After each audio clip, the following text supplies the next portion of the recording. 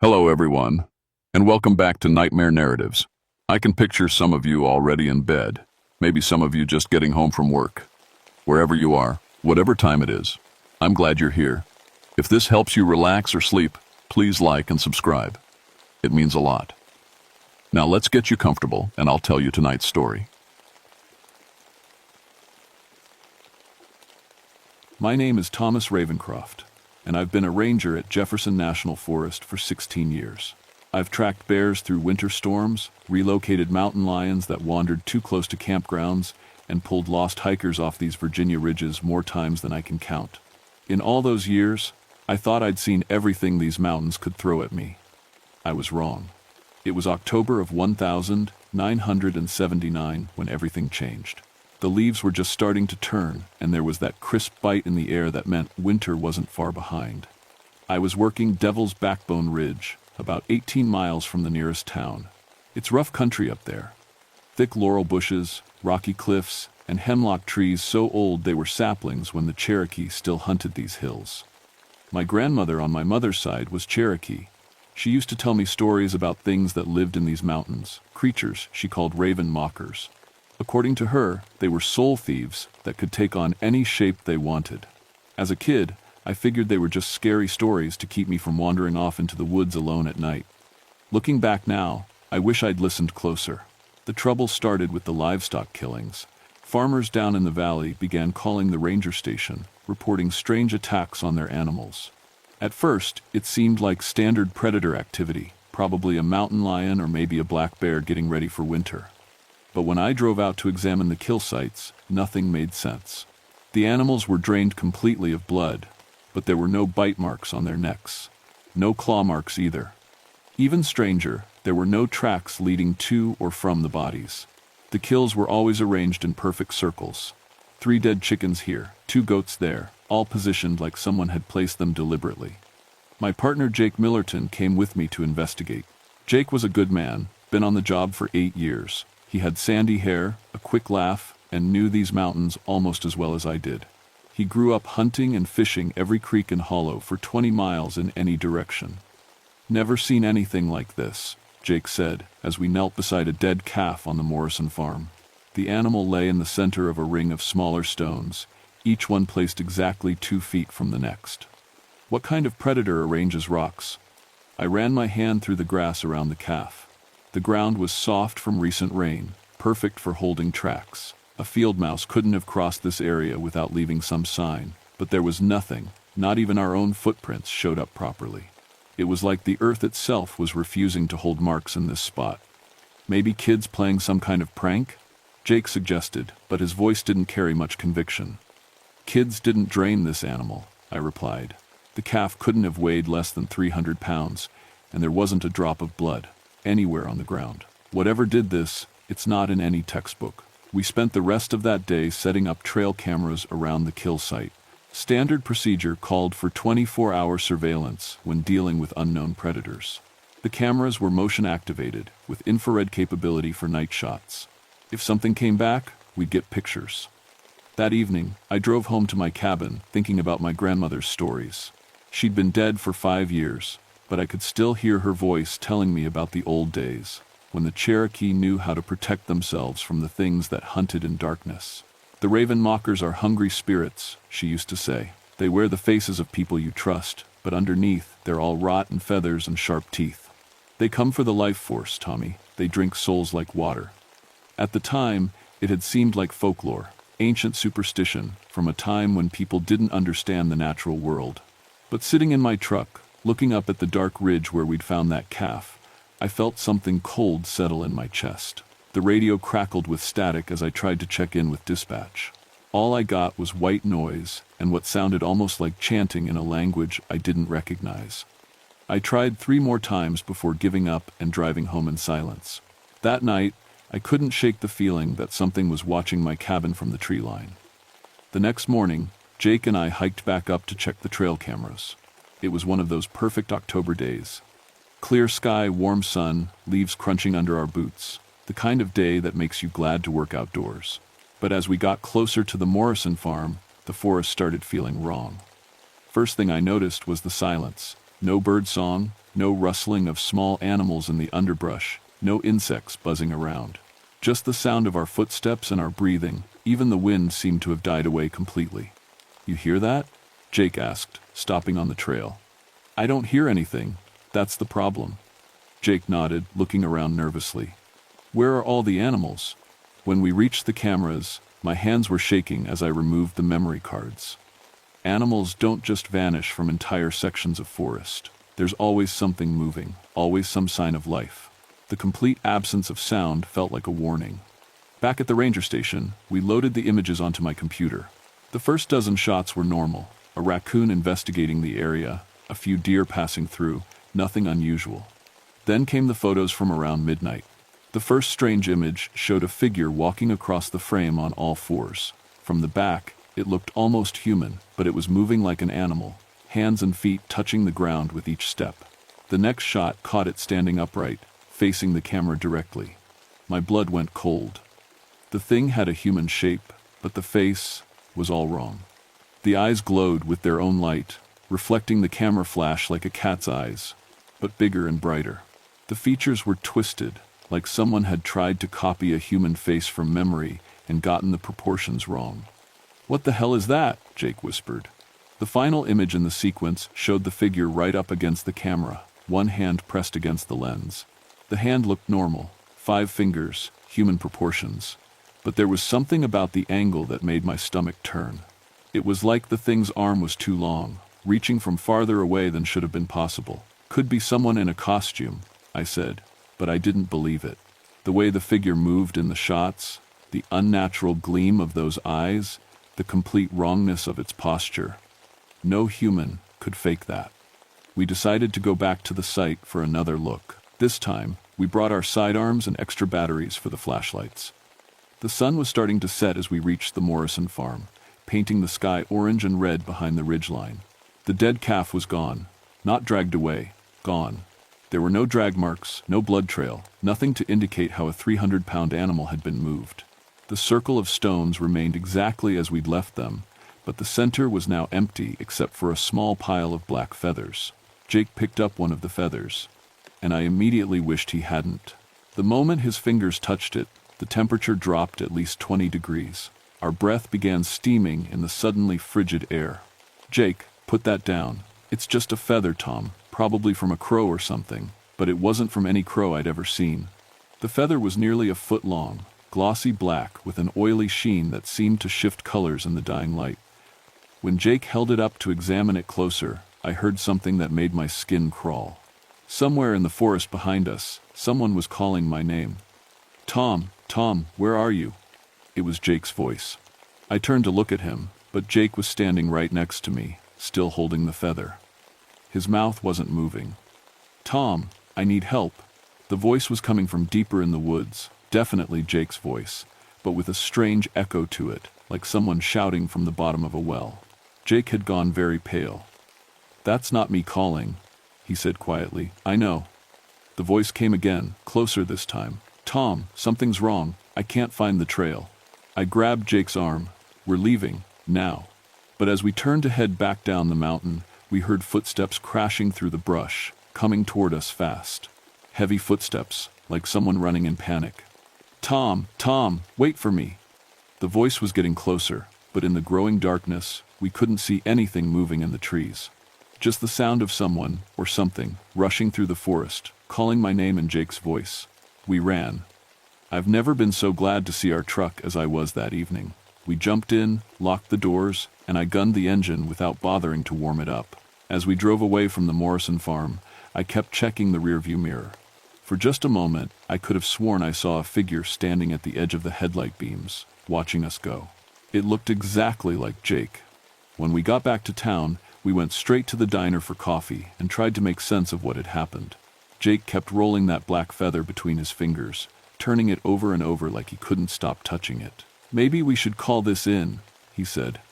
"Get some backup up there." "And tell them what? That something's impersonating you in the woods?" Jake was quiet for a long moment. When he finally spoke, his voice was different somehow. Softer, with a strange rhythm to it. "My grandmother used to tell stories," he said. About things that lived in these mountains before the white settlers came, spirits that could wear any face they wanted. I stared at him. In 8 years of working together, Jake had never once mentioned his grandmother, or stories, or anything about Cherokee folklore. "I didn't know you had Cherokee blood," I said carefully. Jake smiled, but something about his expression made my chest tighten. "There's a lot you don't know about me, Tom." That night, I went home and loaded my shotgun. Over the next 3 days, Jake started acting strange. Little things at first, forgetting conversations we'd had, using words he'd never used before, talking about places in the forest that didn't exist. He began speaking Cherokee phrases under his breath, which was impossible because Jake barely spoke Spanish, let alone any native languages. On Thursday morning, we went back up to Devil's Backbone to check for more livestock killings. 3 more farms had reported losses, all with the same impossible characteristics. Bloodless animals arranged in patterns, no tracks, no explanation. As we hiked up the ridge, I noticed Jake walking differently. His gait had changed, becoming smoother, more fluid, like he was gliding over the rough terrain instead of climbing it. When I pointed out a deer trail I wanted to investigate, he turned toward me with movements that seemed too quick, too sharp. "Good eyes," he said, but his voice had that same strange echo I'd heard, calling my name in the forest. We found fresh kill sites at 3 different locations. Each one was worse than the last. Not just single animals now, but entire flocks of chickens, groups of sheep, even a horse that had somehow been drained of every drop of blood and arranged at the center of a perfect spiral made from smooth river stones. "How are the stones getting here?" I asked, kneeling beside the dead horse. "These came from the creek, but that's 2 miles down the mountain." Jake didn't answer. When I looked up, he was standing, completely motionless, about 20 feet away, staring into the forest with his back to me. His head was tilted at an angle that hurt to look at, like he was listening to something I couldn't hear. "Jake?" He turned around slowly, too slowly, like his neck was rotating independently of his body. When he faced me, his eyes reflected the afternoon sunlight for just a moment. The same unnatural gleam I'd seen in the trail camera photos. "We should split up," he said. "Cover more ground that way." Every instinct I had screamed against that idea. We stick together. That's protocol. Something passed across Jake's face. Annoyance, maybe, or hunger. "I know these woods, Tom. I can handle myself," I said. "We stick together." For a moment, I thought he was going to argue. Instead, he smiled that wrong smile again and nodded. "Of course. You're right." But as we continued our patrol, I kept catching glimpses of movement in my peripheral vision. Dark shapes that vanished when I turned to look directly at them. Twice, I could have sworn I saw Jake standing in 2 different places at the same time. That evening, as we drove back to town, Jake asked me about my family. "Your wife still teaching at the elementary school?" I'd been divorced for 3 years. Jake knew that. He'd been at the divorce party, for Christ's sake. "I don't have a wife anymore, Jake, remember?" He blinked slowly, like he was searching through memories that didn't quite fit. "Right. Sorry. I'm tired." When I dropped him off at his apartment, I watched him walk to the door.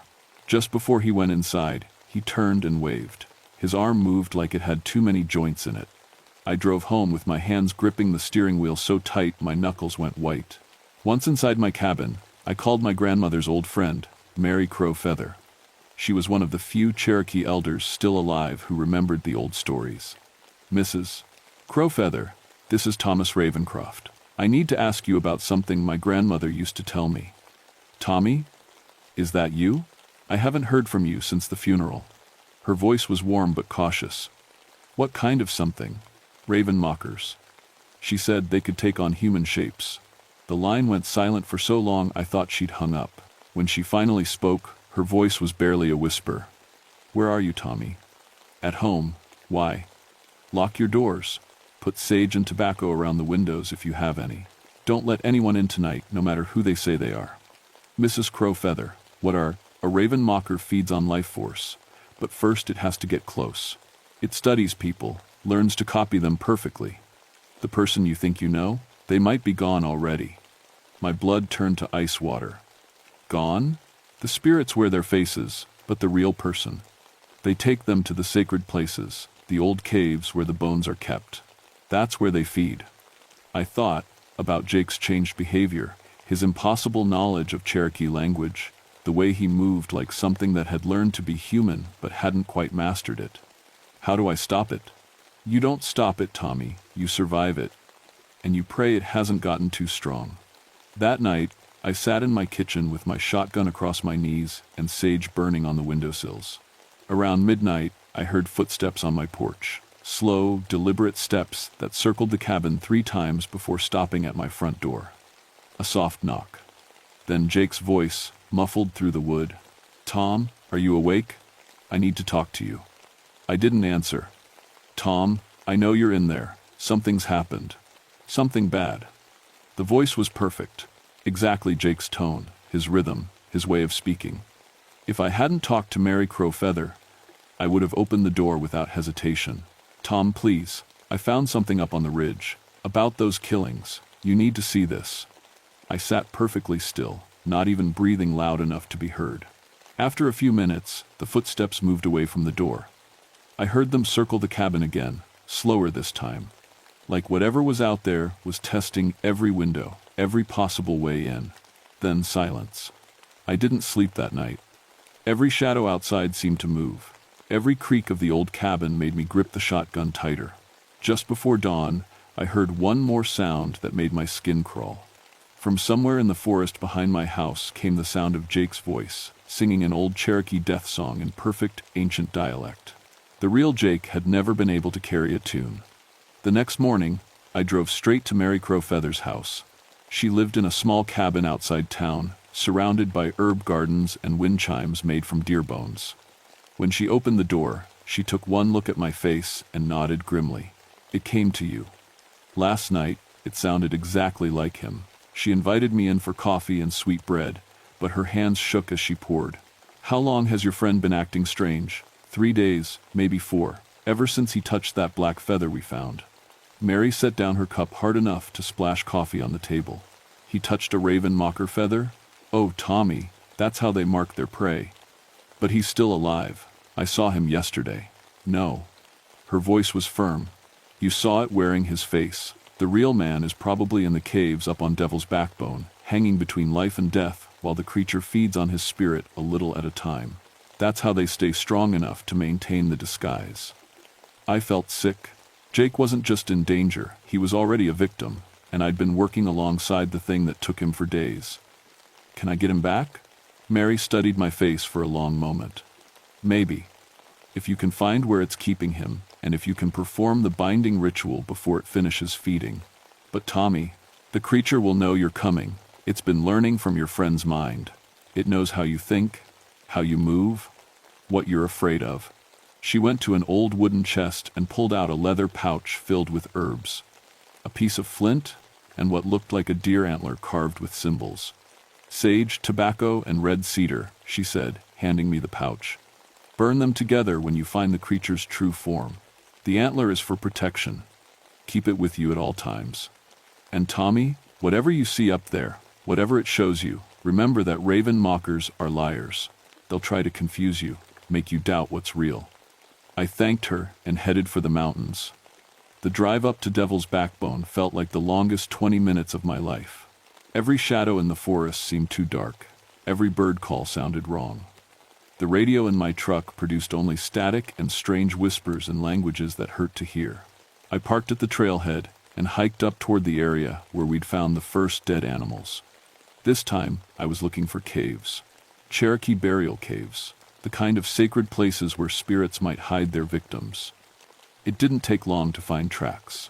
Not animal prints. Human footprints that appeared and disappeared randomly, sometimes showing up in soft dirt, sometimes pressed into solid rock where no track should be possible. I followed them deeper into the ridge, past places I'd never explored in 16 years of working this territory. The forest grew stranger as I climbed. Trees leaned away from the path like they were trying to avoid something. The air smelled of death and old feathers. My compass spun wildly, and the GPS unit showed my location as void, no matter where I stood. Then I heard Jake's voice calling for help. Tom, over here. I found something." The voice was coming from a narrow ravine about 50 yards to my left. As I approached, I could see a dark opening in the rock face, a cave entrance partially hidden by fallen boulders. "Tom, hurry! It's incredible!" I pulled out the antler Mary had given me and gripped it tight. The moment my fingers touched the carved bone, Jake's voice changed. "Tuum." The word stretched out like a dying breath, becoming something that definitely wasn't human. "I'm waiting." I climbed down into the ravine and approached the cave entrance. The opening was just wide enough for a person to squeeze through, but the darkness inside seemed deeper than it should be, like looking into a well with no bottom. I clicked on my flashlight and stepped inside. The cave opened up immediately into a large chamber filled with the most horrible thing I've ever seen. Bones covered the floor, not just animal bones, but human remains arranged in complex patterns around a central pit. And hanging from the ceiling on crude hooks made from twisted metal were 3 bodies. Jake was in the middle, barely alive, his skin gray and sunken like something had been slowly draining the life out of him. His eyes were open but unfocused, and when my light hit his face, he tried to speak but only managed a weak whisper. "Tom, it's been wearing my face." The other 2 bodies I didn't recognize, but they were in even worse shape. One looked like it had been hanging there for months. As I moved toward Jake, something dropped from the ceiling behind me. I spun around and came face to face with the thing that had been pretending to be my partner. It still looked like Jake, but wrong in every detail. The skin was too pale, the eyes too bright, and when it smiled, I could see that its teeth went back much farther than they should, row after row of sharp points disappearing into its throat. "Hello, Tom," it said in Jake's voice. "Thanks for coming. I was getting hungry again." The creature began to change as I watched. Its skin darkened and split, revealing black feathers underneath. Its arms stretched and expanded into massive wings, each one spanning at least 12 feet. The Jake face melted and reformed into something with a hooked beak and eyes like burning coals. The raven mocker stood 8 feet tall, a nightmare combination of human and bird, with partially decomposed flesh hanging from its bones in strips. When it spoke, its voice was the sound of wind through a graveyard. "Your friend has been very helpful," it said, gesturing toward the real Jake with one clawed hand. "His memories were particularly tasty. I know all about you now, Tom. Your fears, your failures, your dead father who never thought you'd amount to anything." I fumbled for the herb pouch with shaking hands. The creature laughed, a sound like breaking glass. "You think those old superstitions will save you? I am older than your grandmother's grandmother. I fed on Cherokee warriors when this land was still theirs." But as I pulled out the sage and tobacco, the thing took a step backward. When I struck the flint and lit the herbs, it actually hissed and spread its wings defensively. "Sacred smoke," I said, remembering Mary's words. "You can't cross sacred smoke." The raven mocker's eyes blazed brighter. "Perhaps not, but I don't need to cross it to kill you." The creature opened its beak and screamed. The sound hit me like a physical blow, dropping me to my knees as waves of despair washed over my mind. I could feel my life force being pulled out of me, drawn toward that horrible mouth like water down a drain. Everything started going gray at the edges. My chest felt hollow, like something was scooping out my insides. But I kept the sacred herbs burning, held the deer antler tight, and forced myself to remember Mary's instructions. "Cherokee death song," I gasped, trying to recall the words my grandmother had taught me years ago. "Honor the dead, bind the spirit, send it to the place of waiting." I began chanting in broken Cherokee, probably getting half the words wrong, but the effect was immediate.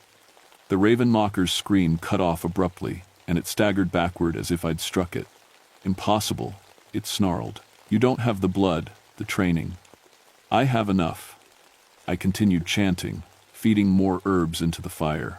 The sacred smoke filled the cave, and wherever it touched the creature's skin, black feathers fell away like burned paper. The raven mocker made one final desperate lunge toward me, but as it reached the wall of smoke, its body simply dissolved. Not into mist or shadow, but into nothing, like it had never existed at all. The cave fell silent except for Jake's labored breathing. I cut him down from the hooks and carried him outside. By the time we reached the truck, he was conscious enough to speak. "How long?" he asked weakly. 4 days, felt like years. He looked around at the forest with new eyes, like he was seeing it for the first time. "Tom, there are things in these mountains. Old things. This wasn't the only one." As I drove him to the hospital, Jake told me what he'd experienced while the raven mocker fed on him. Visions of ancient times, when dozens of the creatures lived in the deep caves and hunted the Cherokee.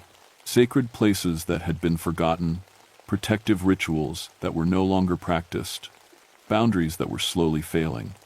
"It's not over," he said as the medical team took him away. "What we saw up there, it's just the beginning." Jake recovered, mostly. The doctors couldn't explain why he'd lost 40 pounds in 4 days, or why his hair had gone completely white. They called it severe malnutrition and traumatic stress, and left it at that. I never told them what really happened. I also never filed an official report about the incident.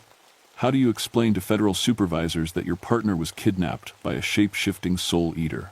Instead, I wrote up the livestock killings as predation by unknown species, and recommended the area be monitored for unusual wildlife activity. But things changed for both Jake and me after Devil's Backbone. I started working with Mary Crowfeather and other Cherokee elders, learning about the old protective rituals and how to recognize supernatural threats. Jake transferred to a desk job in the city. He couldn't handle being in the deep forest anymore, couldn't shake the feeling that something was always watching from the shadows. As for me, I've become something of an unofficial guardian for this region. The federal government doesn't exactly know about supernatural predators, but there are a few people in the right places who understand that some rangers encounter things that don't fit in the official manuals. I get the special cases now. The unexplained disappearances, the impossible animal attacks, the reports that make other rangers shake their heads and reach for rational explanations. I've learned to burn sage and tobacco around my cabin every night. I keep the deer antler Mary gave me on a chain around my neck, and I never, ever investigate strange incidents alone. Because Jake was right, the raven mocker wasn't the only one. Over the past few years, I've encountered other things in these mountains: shadow people that hunt during new moon periods, water spirits that drown hikers in streams barely ankle deep, ancient bear spirits that can tear a man in half but leave no physical evidence behind. The Cherokee knew how to live alongside these creatures, how to respect the boundaries and maintain the protections that kept both worlds in balance. But most of that knowledge died with the elders, and the boundaries are breaking down. Last month, I found another set of black feathers arranged in a circle near a campground. 3 hikers had gone missing from that area the week before. Their bodies were never found. I burned the feathers and performed the binding ritual Mary taught me, but I could feel something watching from the forest as I worked. Something that laughed like breaking glass and whispered promises of revenge in a voice that sounded almost familiar. If you ever find yourself hiking in the Appalachian Mountains, especially around the old Cherokee lands, and you come across black feathers arranged in patterns, don't touch them. Don't investigate. Just leave the area immediately, and don't come back after dark. Some things are older than our understanding, hungrier than our imagination, and far more patient than we can comprehend. The mountains remember everything, and they're full of creatures that remember us. I still patrol Devil's Backbone Ridge, but I'm not alone anymore. Mary introduced me to a network of people who understand what's really out there. Other rangers, tribal elders, historians who study the old accounts. We keep watch, maintain the protections where we can, and try to keep the ancient hungers from spilling over into the modern world. But every night, when I lock my doors and light the sacred herbs, I can feel something out there in the darkness, waiting, learning, growing stronger. The raven mockers are just the beginning, and I have the terrible feeling that something much worse is stirring in the deep places, something that makes soul-eating spirits look like minor nuisances. My grandmother used to say that the old agreements were weakening, that the boundaries between worlds were wearing thin. She died before she could teach me everything I needed to know. Now I'm learning the hard way that she was right about more than just the raven mockers. They're all coming back.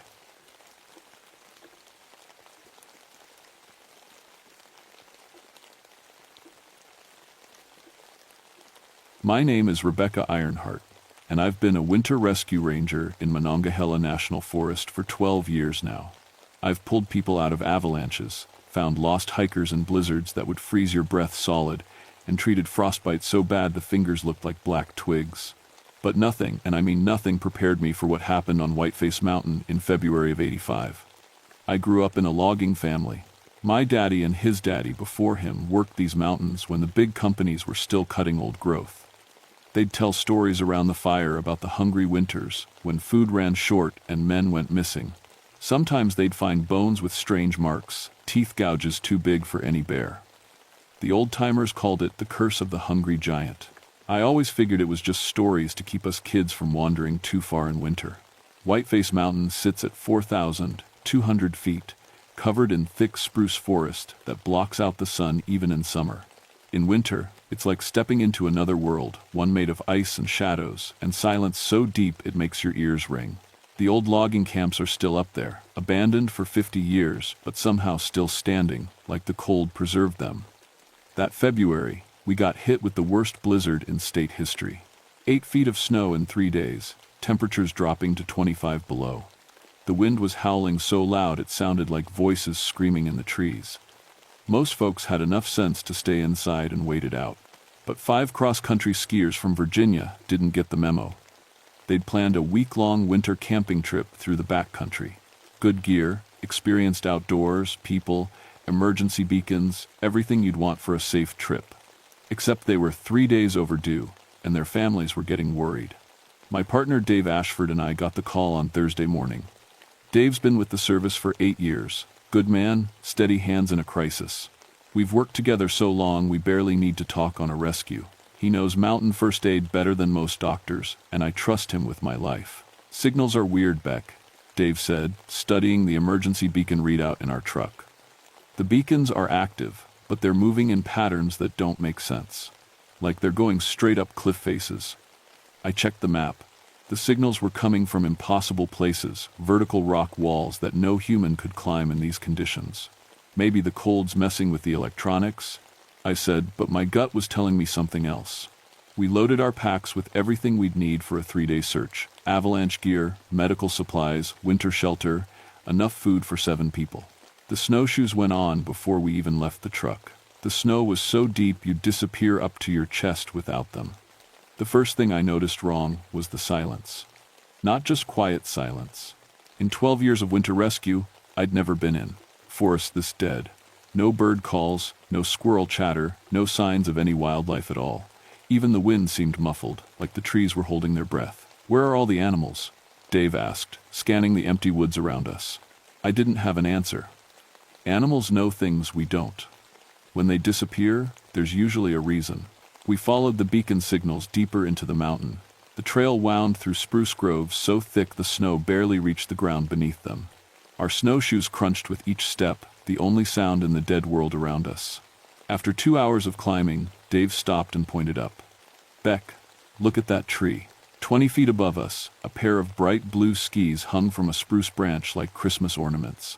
The bindings were still attached, the poles tangled in the needles above them. There was no way they could have gotten there naturally. You'd need a helicopter to hang gear that high. Maybe an avalanche threw them up there, Dave suggested, but his voice didn't sound convinced. I studied the tree. The bark was stripped away in long, parallel gouges from about 8 feet up to 15 feet high.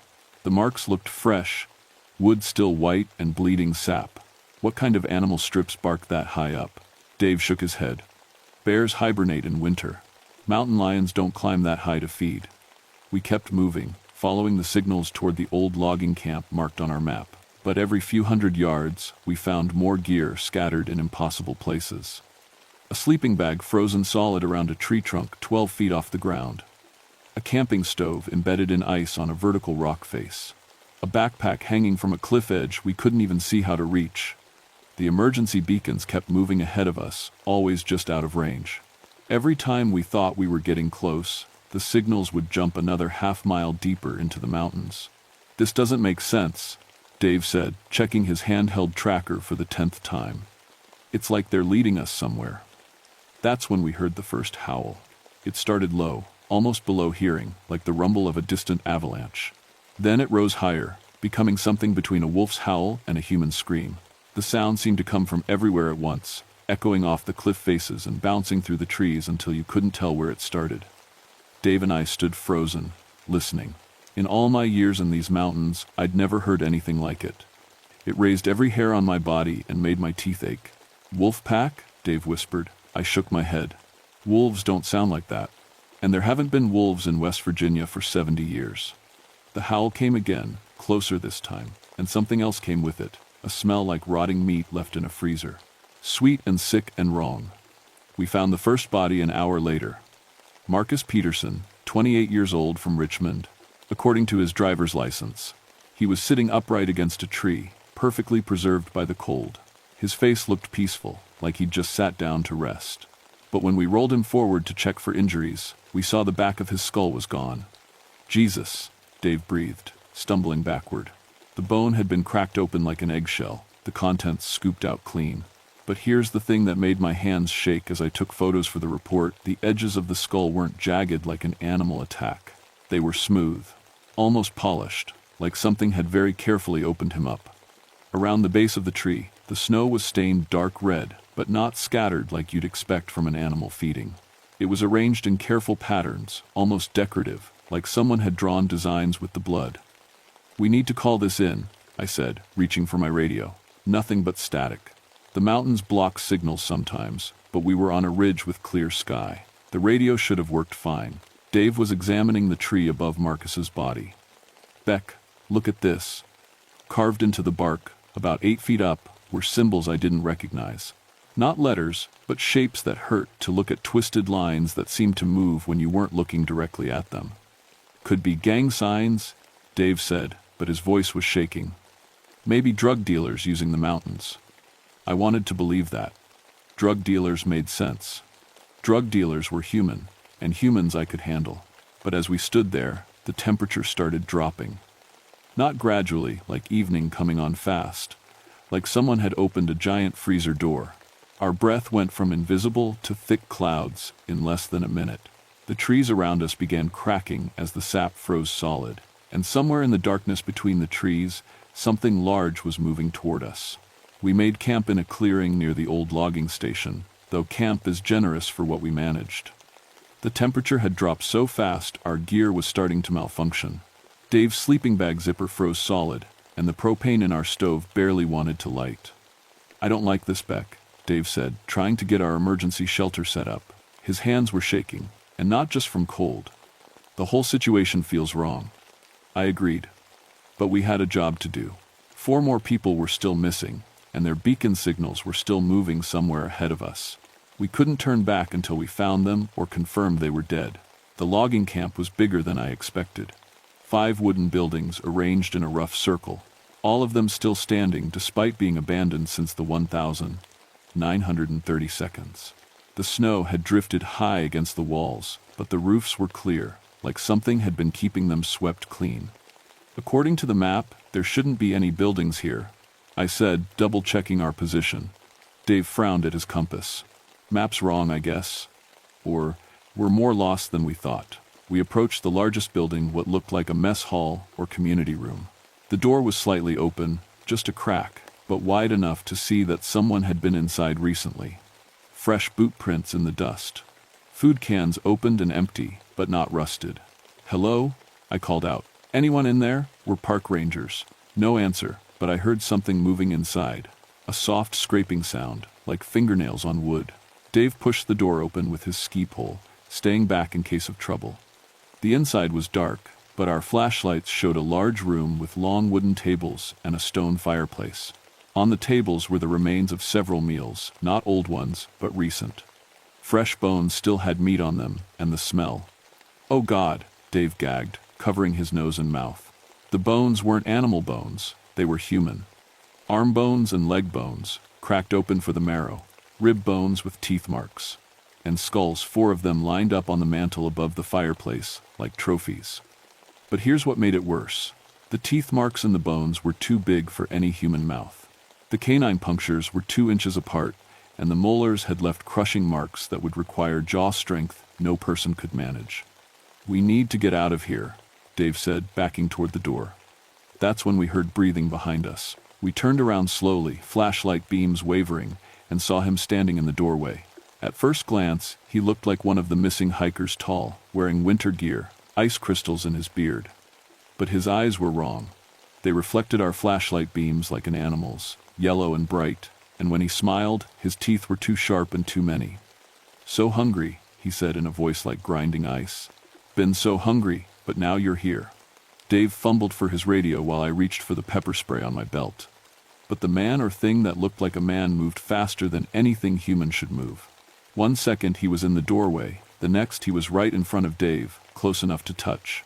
"Dave, run!" I shouted, but Dave wasn't moving. He was staring into those yellow eyes like he was hypnotized, and his hand was moving toward the knife on his belt. "Yes," the thing whispered, and its breath made frost flowers bloom on Dave's face. "You understand, don't you? The hunger. How long it's been since you really fed."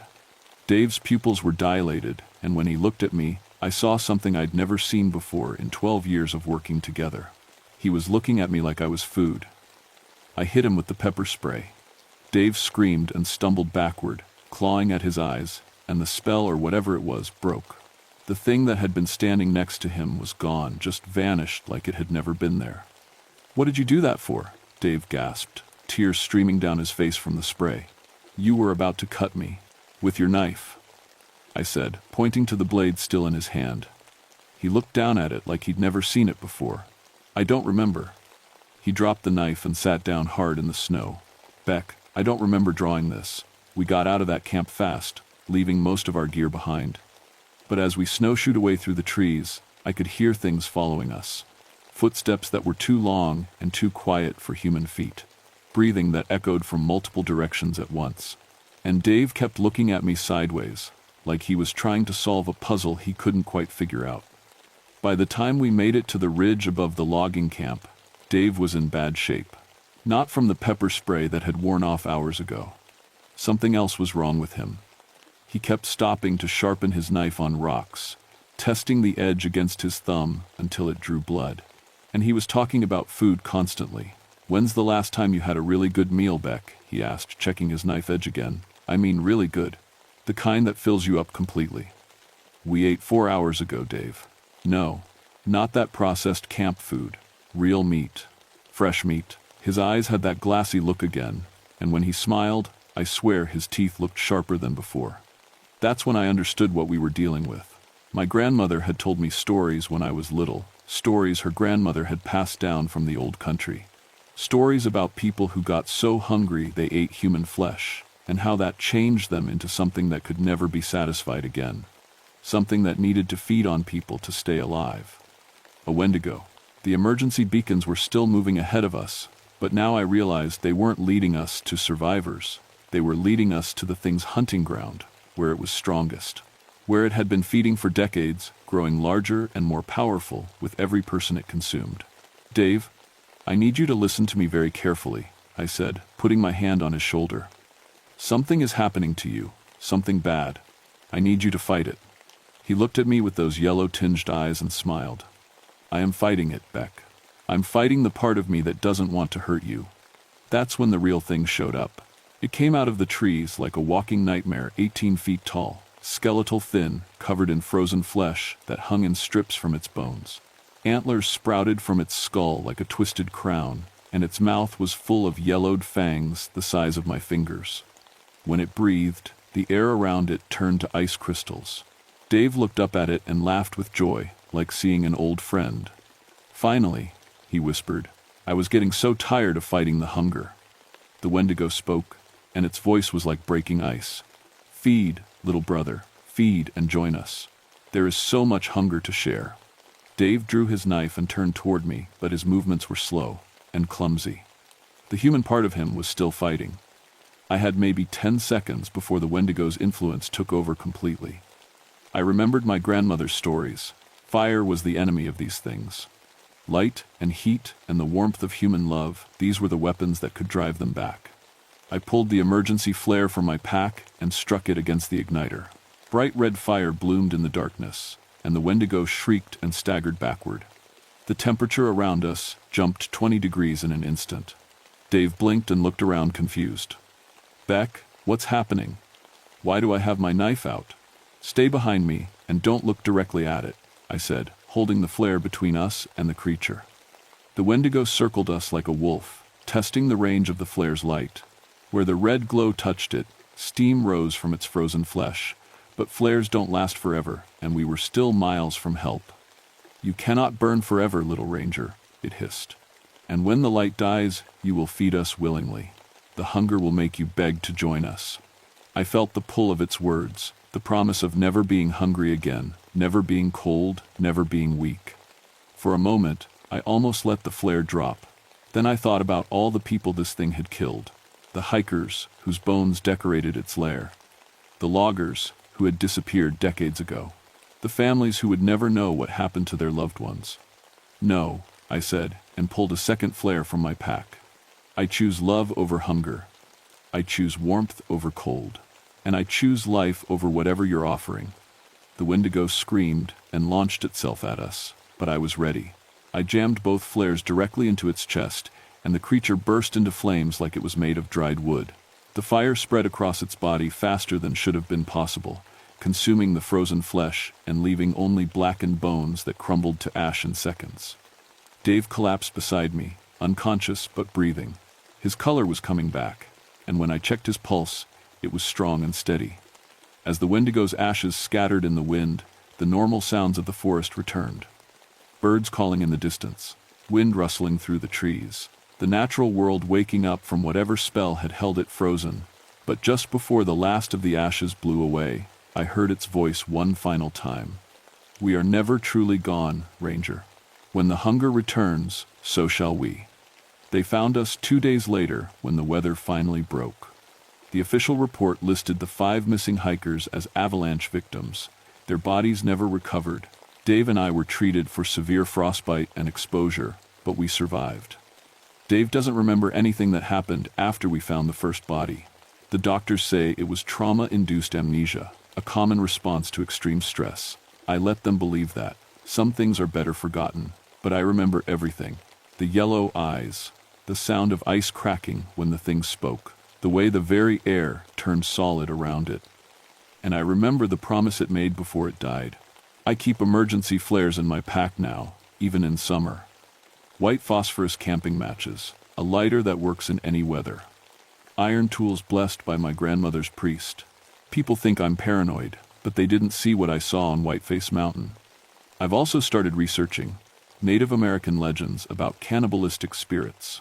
Historical records of disappearances in remote areas during severe winters. Government files that most people don't know exist. Documenting things that officially never happened. I'm not the only one. There's a network of park rangers, search and rescue specialists, and mountain guides who've encountered things that can't be explained. We share information quietly, through unofficial channels. We keep track of disappearances that follow certain patterns. And we watch the mountains during the hungry times. Because the thing was right about one thing, they're never truly gone. Every few years, during particularly harsh winters, people disappear in ways that don't make sense. Experienced outdoors, people who know better than to take unnecessary risks. People who vanish without a trace, leaving only scattered gear and sometimes bones with very specific bite marks. The climate is changing. Winters are becoming more extreme and less predictable. More people are using the backcountry for recreation, venturing into areas that were once too remote and dangerous to access. And sometimes, when the wind is just right and the cold cuts deep enough, I can still hear it calling from the high peaks. Hungry, patient, waiting for the next person desperate enough to listen. My name is Rebecca Ironheart. I'm a winter rescue ranger with 15 years of experience in extreme conditions. And I'm telling you this story because I want you to understand, if you're ever winter camping in remote mountains and you hear howling, that makes you think about how long it's been since you had a really good meal. Get to a fire immediately. Don't trust anyone who suggests you share body heat. And whatever you do, don't listen when the hunger starts to make sense.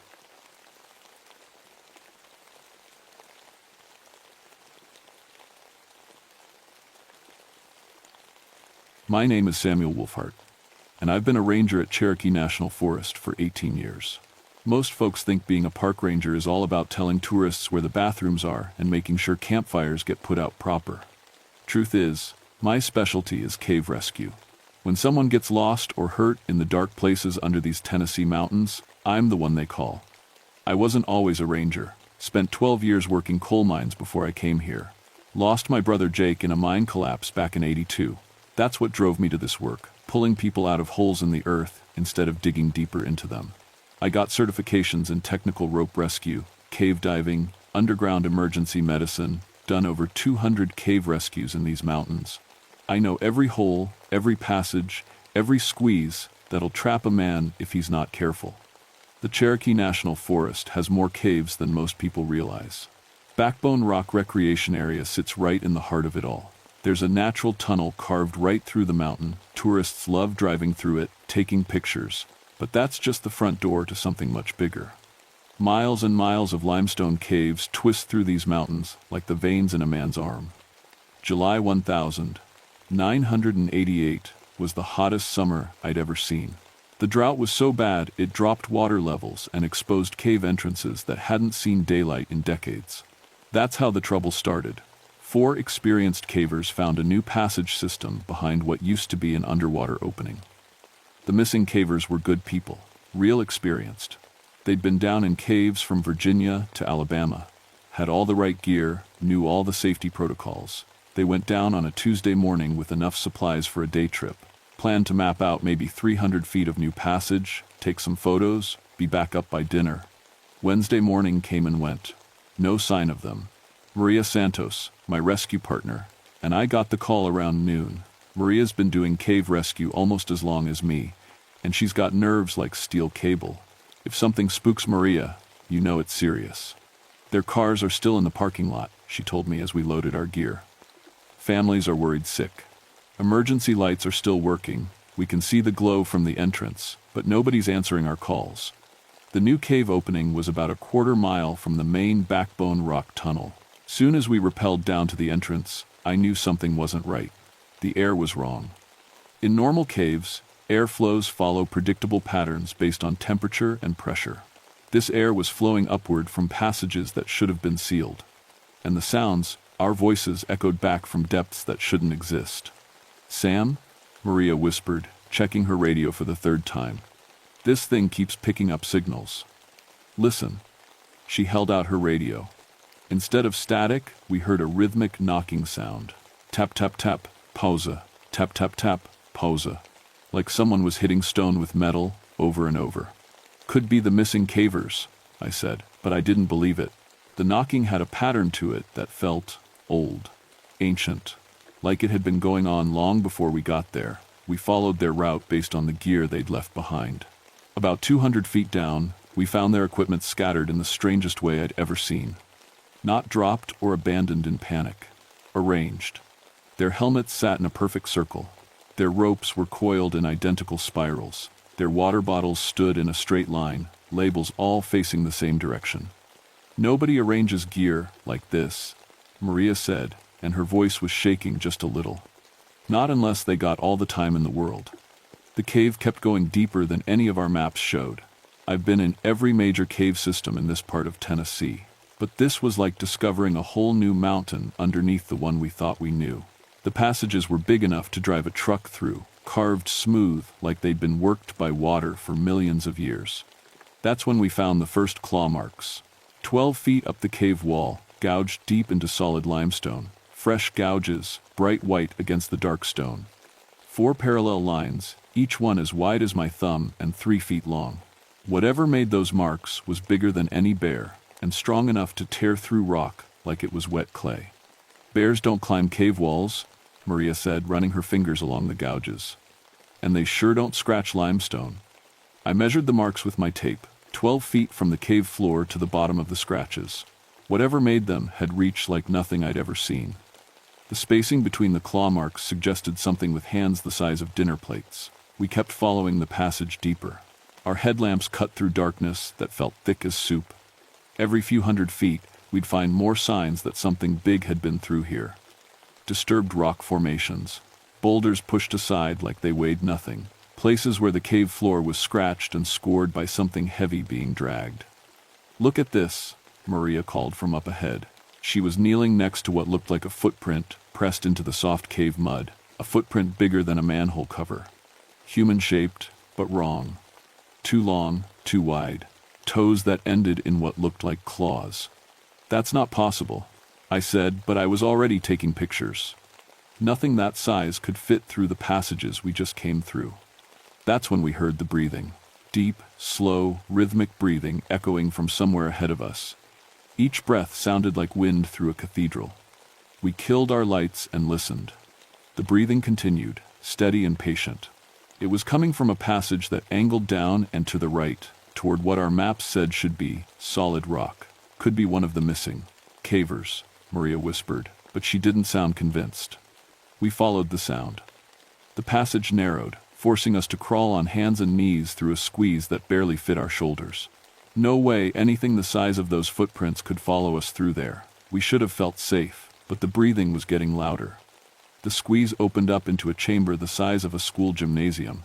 Our lights swept across formations that took my breath away. Flowstone cascades, cathedral ceilings, columns thick as oak trees. This wasn't on any map. This was a discovery that should have made headlines. And there, arranged around a natural stone altar in the center of the chamber, was gear that didn't belong to our missing cavers.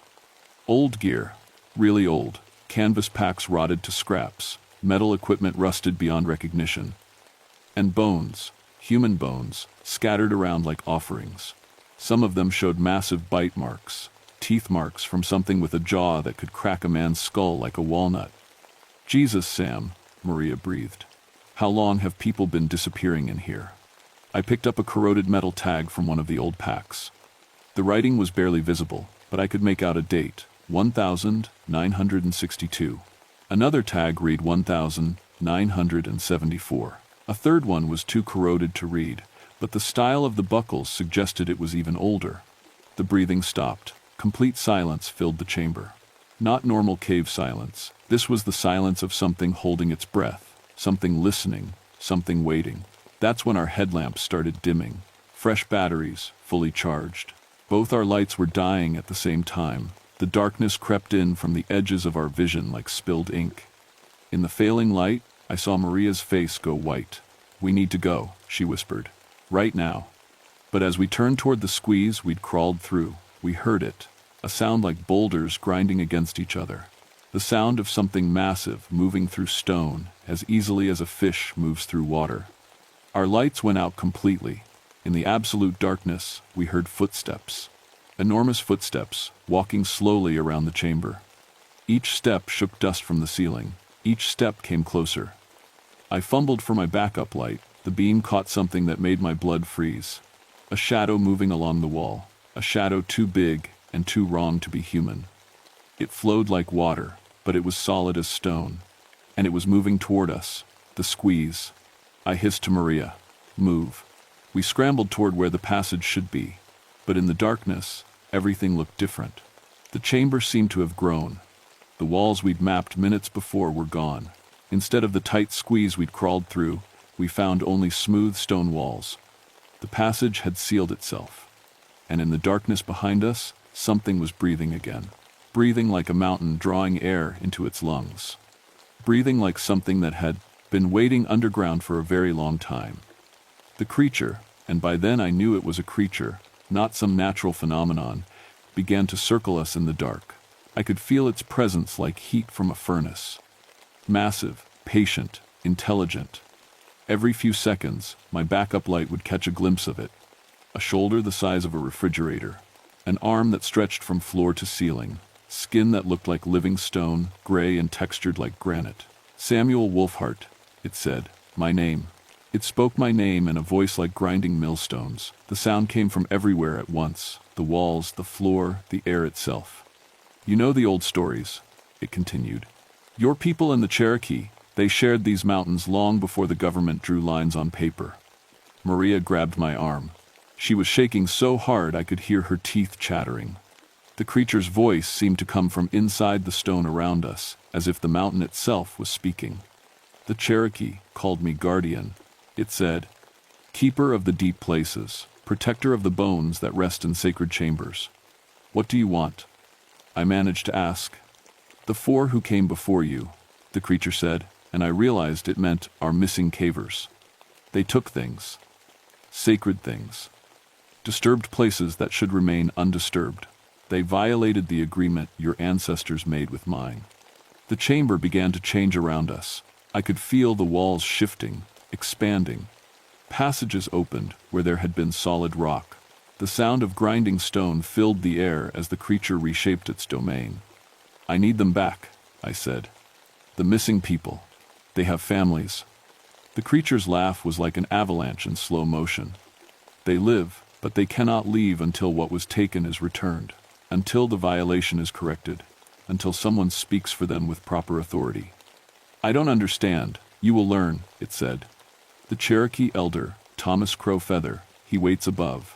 He knows the old agreements. He knows what price must be paid." The creature began to move away, its massive form flowing through what should have been solid rock. As it moved, new passages opened before it, leading deeper into the mountain. "Follow," it commanded. "See what your missing friends have done. Understand why they cannot be released without payment." We had no choice. The passage behind us remained sealed. Our only option was to follow the creature deeper into the mountain, through caves that shouldn't exist, toward whatever sacred site had been violated. The creature led us through chambers that defied every law of geology I knew, rooms where water flowed upward along the walls, passages where gravity seemed to work sideways, places where the air shimmered with heat despite being hundreds of feet underground. And everywhere, we saw evidence of the creature's power. Massive stone formations that had been shaped like clay, passages that twisted through solid rock in impossible spirals, chambers carved in perfect geometric patterns that no natural force could create. "How long have you been down here?" I asked as we walked. "Since the Cherokee first came to these mountains," the creature replied. "I am their agreement with the deep places, their promise that some things will remain sacred, some places will remain untouched." We came to a passage that angled sharply downward, carved with symbols I'd never seen before. Cherokee pictographs covered the walls, images of humans and creatures, of sacred ceremonies, of agreements between worlds. "Your missing friends found this place 2 days ago," the creature said. "They saw the symbols and knew they had found something special, but they did not see the warning signs. They did not understand what they were entering." At the bottom of the passage was a chamber unlike anything I'd ever seen. Natural stone altars arranged in careful patterns, carved alcoves holding artifacts that were clearly ancient, pottery, tools, ceremonial objects, and scattered around the chamber, obviously out of place, were the missing cavers' packs and equipment. The 4 missing people sat against the far wall, alive but clearly traumatized. Their eyes were wide and staring. They didn't respond when we called their names. "What did you do to them?" Maria demanded. "I showed them the truth," the creature said. "Showed them what happens when sacred places are violated. They cannot unsee what they have seen. They cannot unknow what they now know." I walked over to the missing cavers. They were physically unharmed, but something in their faces told me they'd experienced something that broke their understanding of the world. They stared through me like I wasn't there. "This is a burial chamber," I realized, looking at the carefully arranged artifacts. "Cherokee burial chamber. Sacred to my people for 800 years, the creature confirmed. These 4 found it and saw opportunity instead of reverence. They took photographs. They removed artifacts. They disturbed the resting places of the honored dead. I saw it then, expensive camera equipment, artifact bags, metal detectors. The missing cavers hadn't just been exploring. They'd been treasure hunting, grave robbing. They didn't know," I said, though the words felt hollow. "They're not bad people. They just didn't understand." "Ignorance is not innocence," the creature replied. "The mountain has been marked with warnings for centuries. The Cherokee have posted signs, told stories, shared their traditions with all who would listen. These 4 chose not to listen." The creature began to grow larger, its form expanding until it filled half the chamber. Its stone skin glowed with inner heat, and its eyes burned like coals. "But you, Samuel Wolfhart," it said, "you have Cherokee blood in your veins. Your great-grandmother was mountain woman, daughter of a great Adess. Cherokee healer, you have the right to speak for these trespassers, to negotiate their release." I felt the weight of that revelation settle on my shoulders like a mountain. I'd known my great-grandmother was Cherokee, but I'd never understood what that might mean in a situation like this. "What kind of negotiation?" I asked. The creature's smile revealed teeth like broken stalactites. "A test," it said. Prove that you understand the sacred nature of this place. Prove that you can be trusted to protect it. Do this, and your friends go free. Fail, and they remain here forever, guardians of what they tried to steal. The test the creature had in mind wasn't what I expected. Instead of some physical challenge or fight, it wanted me to navigate the burial chamber using only Cherokee traditional methods. No modern equipment, no electric lights, no ropes or radios. Technology fails in sacred places, the creature explained. Your instruments betray you because they do not understand the spiritual nature of what surrounds them. You must find your way using the guidance your ancestors would have used. Maria started to protest, but the creature silenced her with a gesture. The stone walls began to shift again, creating a labyrinth of passages leading away from the burial chamber. I could hear Thomas Crowfeather's voice echoing from somewhere far above, speaking in Cherokee, guiding me through traditional wayfinding prayers. I'd heard some of those prayers as a child. When my great-grandmother was still alive, she'd taught me to feel the mountain's moods, to read the signs that most people miss. At the time, I thought she was just telling stories. Now, hundreds of feet underground, facing an ancient guardian made of living stone, those childhood lessons became my lifeline. The creature's test led me through passages that defied everything I knew about caving. Tunnels that looped back on themselves. Chambers where the ceiling became the floor. Places where my compass spun wildly and my sense of direction completely failed. But when I stopped relying on instruments and started listening to the mountain itself, feeling the air currents, sensing the subtle changes in temperature and humidity, following the almost imperceptible sounds of underground water, I found I could navigate the impossible maze. Hours passed, maybe days. Time worked differently in the creature's domain. I moved through chambers filled with Cherokee artifacts, past stone formations that recorded the history of the mountain, through passages decorated with pictographs that told stories I was only beginning to understand. Finally, I reached the heart of the mountain.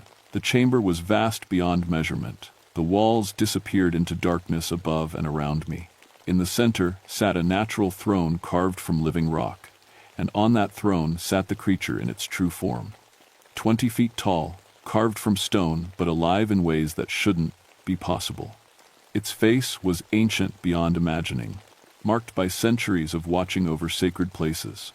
Its eyes held the weight of mountains, the patience of geological time. "You have learned to see," it said. "Now you must choose." "Choose what?" "Your missing friends violated sacred trust. The debt must be paid. But there are different kinds of payment." The creature gestured, and the chamber walls lit up with scenes of the violation.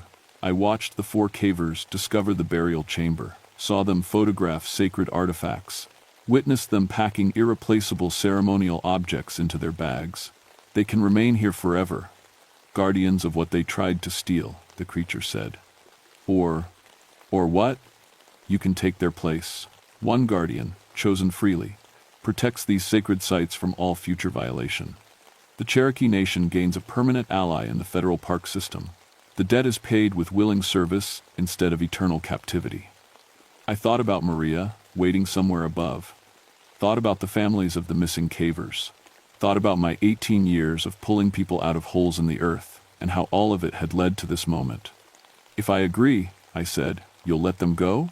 They will remember nothing of what happened here. They will return to their lives, but they will never again violate sacred places. The mountain will ensure that." I looked around the vast chamber, at the pictographs that told the story of centuries of cooperation between Cherokee people and the guardians of the deep places. I thought about my great-grandmother's stories, about the responsibilities that come with knowing the truth about these mountains. "I accept," I said. The creature's smile was like sunrise on stone. "Then you understand the real choice," it said. "This was never about punishment. It was about finding someone who could bridge 2 worlds. Someone who understands both the technology of your people and the wisdom of mine." The chamber began to change around us. Passages opened, leading back to the surface. The creature began to shrink, taking a more human form while retaining its essential nature of living stone. "You are not my prisoner," it explained. "You are my partner. Together, we will protect these sacred places from those who would harm them, and in exchange, I will help you save those who become lost in the deep places." I understood then that the test had never been about sacrifice. It had been about finding someone who could accept the responsibility of protecting something precious. Someone who could stand between the modern world and the ancient one, ensuring both could coexist. The missing cavers? I asked. Already on their way to the surface, the creature said. Maria is guiding them out. They remember getting lost in a cave system, nothing more. That was 37 years ago. I'm still a ranger at Cherokee National Forest, though my job description has expanded considerably beyond what's written in my personnel file. The government thinks I'm just really good at cave rescue and cultural liaison work. They don't need to know about my partnership with the Guardian of the Deep Places. The 4 cavers we rescued that July lived normal lives. 2 of them became environmental lawyers. 1 started a nonprofit that protects indigenous sacred sites. The 4th became a Cherokee language teacher. None of them remember what really happened in the burial chamber, but all of them developed a deep respect for sacred places they can't quite explain. Maria retired from cave rescue 5 years after the incident. She says she never felt comfortable underground after that day, though she can't put her finger on why. We keep in touch. Sometimes she asks me if I really believe the Cherokee stories about things living in caves. I tell her that after 18 years underground, I've learned that the old stories usually get the important parts right. Thomas Crowfeather and I became close friends. He taught me the proper protocols for working with the Guardian, the ceremonies that keep the partnership strong, the ways to recognize when sacred sites need protection. When he passed on 10 years ago, he made sure the Cherokee Nation Council knew they had an ally in the Park Service. The Guardian keeps its end of our bargain. Cave rescues in the Cherokee National Forest have a higher success rate than anywhere else in the region. Lost cavers find their way to safety, guided by air currents that shouldn't exist and water sounds that lead them to passages they somehow missed before. People who enter caves with disrespectful intentions find themselves turned around and led back to the surface before they can cause harm. I've learned to communicate with the Guardian through stone vibrations, temperature changes, and air pressure shifts. It's become as natural as speaking English. The mountain talks to those who know how to listen. My official job now includes cultural sensitivity training for new rangers, maintaining restricted access protocols around sacred sites, and serving as liaison between the Park Service and the Cherokee Nation. What people don't know is that I spend my nights walking the cave systems, checking on places that need protection, and making sure the agreements between worlds remain strong. The Backbone Rock area gets more visitors every year. Most of them are respectful tourists who appreciate the natural beauty and cultural significance of the place. But occasionally, someone shows up with metal detectors and artifact bags and expensive cameras, thinking they've found a place where they can take whatever they want. Those people find that these mountains have their own ways of dealing with disrespect. They get turned around, their equipment fails, they hear sounds in the caves that make them want to leave quickly. The Guardian doesn't have to hurt anyone anymore. It just has to make sure they understand that some places demand reverence. I'm 67 now. Been thinking about retirement, but when I mentioned it to the Guardian last month, it reminded me that our partnership isn't the kind of job you can just quit. These mountains have been sacred for over 800 years. The agreements between worlds don't end when one person gets tired. Besides, there are new threats now. Climate change is exposing cave systems that have been sealed for centuries. Urban development keeps creeping closer to sacred sites. And there's always someone who thinks they can get rich by stealing pieces of Cherokee heritage. So I keep walking the deep places. Keep listening to the mountain's voice. Keep protecting what needs protection. And when young rangers ask me about the Cherokee stories of creatures living in caves, I tell them the same thing I told Maria all those years ago. After enough time underground, you learn that the old stories usually get the important parts right. And if they're smart, they listen.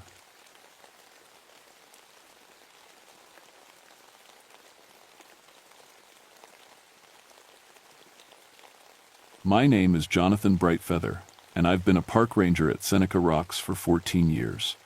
People call me John. I'm part of the Seneca Nation, and these mountains have been in my blood since birth. My grandmother used to tell me stories about these cliffs when I was little, stories I thought were just tales to keep kids from wandering too close to the edge. Seneca Rocks sits in the Monongahela National Forest in West Virginia. It's a massive wall of white quartzite that shoots 900 feet straight up from the forest floor. Rock climbers come from all over the world to test themselves against these cliffs. My job is keeping them safe, teaching climbing courses, and running rescue operations when things go wrong. And things do go wrong. More than I'd like to admit. It was September 1991 when everything changed.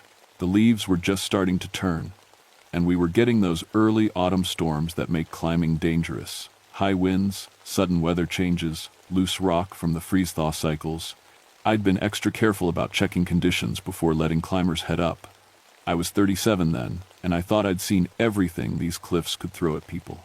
Broken bones from falls, hypothermia from sudden storms, equipment failures that left people stranded on ledges. I'd pulled more than 500 climbers off these rocks, some alive, some not.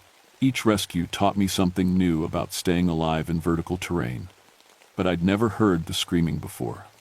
My partner that season was Lisa Redwing, another ranger with Seneca heritage. She was 10 years younger than me, but twice as tough. Lisa had grown up in these mountains too, and like me, she'd heard the old stories. Unlike me, she still believed some of them might be true. "Your grandmother ever tell you about the crying woman?" she asked me one evening in late August. We were sitting in the ranger station, going over incident reports from the week. 3 minor injuries, 1 equipment failure, nothing unusual. "Yeah," I said, not looking up from my paperwork. "Some ghost story about a woman who fell off the cliffs back in the 1800s. Supposed to warn people about danger. What if it's not just a story?" I looked at her then. Lisa wasn't the type to believe in fairy tales. She was practical, scientific, the kind of person who checked weather instruments twice before trusting them. "You've been talking to the old folks again," I said. "Maybe. But I've been thinking about the pattern of accidents we've had this year. 7 fatalities, all in different spots, all experienced climbers who should have known better." She was right about the numbers. We'd had a bad year for deaths, and it was troubling me too. But there are always explanations for climbing accidents, equipment failure, weather changes, human error. I didn't need ghost stories to explain why people die on vertical rock. The first time I heard the screaming, I thought it was just wind through the rock formations. These cliffs are full of cracks and caves that can make strange sounds when the air moves through them just right. It was 3 in the morning, and I was doing a routine security check of the base camping area. The sound started low, almost like moaning. Then it rose higher, becoming a wail that made my skin crawl. It sounded like a woman in terrible pain, crying out for help that would never come. I grabbed my flashlight and thermal imaging camera, standard equipment for night searches. If someone was hurt up on those cliffs, I needed to find them fast. But when I scanned the rock faces, the thermal showed nothing. No heat signatures, no sign of life anywhere on the vertical walls. The screaming stopped as suddenly as it had started. I stood there in the dark, listening to my own heartbeat and the normal sounds of the forest. Owls, small animals moving through the underbrush, wind in the trees. Everything was peaceful again. But something felt wrong. The air was too still, too quiet. Even the insects had stopped making noise. I checked the climbing register to see who was camping in the area. 2 teams had signed in for multi-day climbs, both planning to sleep on ledges about 400 feet up. I radioed them on the emergency channel. Base to climbing teams Alpha and Bravo, requesting status check. Static. Then, Alpha here, all good. Why the check? Bravo team, all fine. Heard some weird sounds, thought maybe someone was in trouble. I didn't tell them I'd heard screaming. Rangers aren't supposed to spook the people they're protecting. The next morning, I found something that made my blood run cold. At the base of the North Peak, exactly where the screaming had seemed to come from, there was a perfect circle of dead birds. 12 ravens, all lying with their wings spread, beaks pointing toward the cliff face. There was no sign of what had killed them. No wounds, no signs of disease. They just looked like they'd fallen out of the sky and died. Lisa found me staring at them when she arrived for her shift. "That's not normal," she said quietly. "No kidding. You ever see anything like this before?" She knelt down and examined one of the ravens without touching it. "My grandfather told me stories. When the spirits are restless, the birds are the first to know. They die rather than stay where death is coming." I wanted to dismiss it as coincidence. but the pattern bothered me. 12 birds, arranged in a perfect circle, all dead at the exact spot where I'd heard screaming that shouldn't exist. "We should report this to wildlife management," I said. "Sure, but John, what if this is connected to something else? What if the old stories are trying to tell us something important?" I looked up at the cliff face above us. 900 feet of white rock, beautiful and deadly. In 14 years of working these mountains, I'd learned to trust my instincts about danger. And right now, every instinct I had was screaming that something was very, very wrong. The second incident happened 3 days later. Tom Morrison, an experienced climber from Colorado, was attempting a solo ascent of Old Lady's Route, a challenging climb on the South Peak. He'd been climbing for 20 years and had permits for the most technical routes in the park. I was monitoring the weather that morning when the screaming started again. This time it was louder, more desperate, and it was coming from the exact section of cliff where Morrison was climbing. I grabbed my radio and tried to reach him. Static. Then, finally, "Morrison here. Jesus Christ, Ranger, what was that sound? You heard it too?" Sounded like a woman screaming bloody murder. Came from right above me, but there's nobody up there. I can see the whole route. I set up my spotting scope and focused on his position. Morrison was about 300 feet up, moving carefully along a narrow ledge. Above him, the cliff face was empty. Nothing but white rock and morning shadows. "Morrison, can you see anything unusual? Any loose rock? Any signs of movement?" "Negative. But Ranger, I've got to tell you, something feels really wrong up here. My ropes keep catching on things that aren't there. And the rock? It's warm. Way warmer than it should be in this weather." I checked the temperature, 45 degrees, with a cold wind coming down from the peaks. The rock should have been ice cold. "Morrison, I'm recommending you abort the climb and return to base." Long pause. "Copy that, Ranger. This place is giving me the creeps." It took Morrison an hour to rappel down to safety. When he reached the bottom, his face was pale and he was shaking. "Ranger, I've been climbing for 2 decades, and I've never experienced anything like that. About halfway down, I could swear someone was climbing above me. I could hear breathing, gear clinking, all the sounds of another climber, but every time I looked up, there was nothing there." I examined his equipment. The rope showed unusual wear patterns, as if it had been rubbing against sharp edges that didn't exist. His carabiners were scratched, and one had somehow come partially unclipped despite being properly secured. "Did you feel anything else unusual?" Morrison thought for a moment. "Yeah. Right before I heard the screaming, I watched. Like someone was staring at me from behind. But when you're on a cliff face, there's nobody behind you except empty air." That afternoon, Lisa and I hiked up to the area where Morrison had been climbing. We found more dead birds, a scattered line of them leading up to the base of the cliff. But more disturbing were the rocks. Someone, or something, had arranged loose stones in a pattern at the bottom of the route. Not random scree from normal rockfall, but carefully placed rocks forming what looked like an arrow, pointing up toward the climbing route. "No way that's natural," Lisa said. I knelt down and examined the arrangement. The rocks were still warm, just like Morrison had described. In the middle of the arrow pattern, scratched into a flat piece of sandstone, was a symbol I recognized from my grandmother's stories. A spiral with 3 lines crossing through it. "That's a Seneca warning sign," I said. "It means danger from above." Lisa took photos while I tried to figure out how someone could have carved that symbol. The scratches were deep and precise, but there were no tool marks. Looked like it had been carved with fingernails. Human fingernails. That night, I called my grandmother. She was 87 and lived on the reservation about 2 hours north. I hadn't spoken to her about the old stories in years. "Grandmother, I need to ask you about the crying woman at Seneca Rocks." Silence on the other end.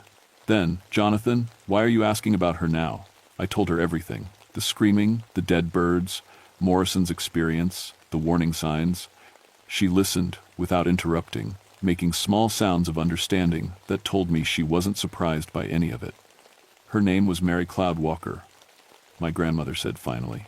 "She was 19 years old when she fell. It was 1847, and there were miners working in the area. A tunnel collapse trapped 3 men deep in the mountain. Mary was the best climber in our village. so she volunteered to go down and try to reach them through a crack in the cliff face. What happened? She found the men. They were still alive, but barely. She managed to get water and food to them, and she worked for 3 days trying to widen the crack so they could escape. On the third night, exhaustion made her careless. She fell. I felt cold despite the warm evening. Did the miners survive? No. Without Mary to bring them supplies, they died 2 days later. But before she fell, Mary had promised their families she would bring them home safe. The elders say her spirit couldn't rest because she broke that promise. She's been trying to keep people safe on those cliffs ever since. Grandmother, do you think she's really there? Another long pause. Jonathan, I think the spirits try to warn us when they can, but the living don't always listen to the dead. I hung up the phone feeling more unsettled than before. But I'm a man of science and training. I believe in weather patterns and equipment failures and human error. I don't believe in. The screaming started again at 2:17 a.m. This time I was ready. I had my thermal camera, night vision equipment, and recording devices. The sound was coming from the North Peak, loud and desperate and impossibly clear in the still air. Through the thermal camera, I saw her. A figure in white, clinging to the cliff face, about 600 feet up. Definitely human-shaped, but the heat signature was all wrong. Instead of the warm red and yellow of a living person, she glowed cold blue-white like ice. I switched to night vision and tried to get a clearer image. For just a moment, I saw her clearly.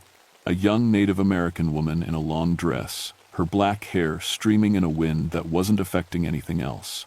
She was looking directly at me across the distance, and her mouth was open in that terrible scream. Then she pointed, down toward the base of the cliff, to a specific spot I couldn't see clearly from my position. The screaming stopped. The figure vanished. I grabbed my flashlight and radio and ran toward the area where she'd pointed. What I found there made me question everything I thought I knew about reality. Carved into the rock at the base of the cliff, in letters 3 feet tall, were the words, "Don't climb tomorrow." The letters were fresh. They hadn't been there during my evening patrol, just 6 hours earlier.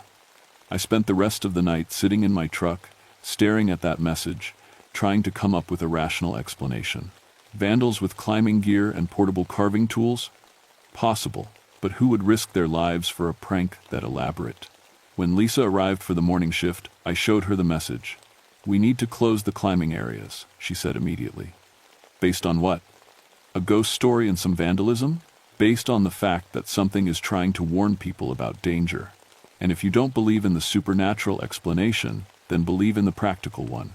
Someone with access to professional climbing equipment and rock carving tools is operating in our area at night. Either way, it's not safe. I wanted to argue with her, but I couldn't. Too many things didn't add up. Too many impossible details were piling up into a pattern I didn't want to acknowledge. At 8:30 a.m., a climbing team from Virginia checked in for a day climb on the North Peak.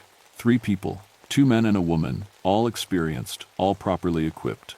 I found myself staring at them as they filled out their permits, remembering the figure on the cliff pointing toward this exact area.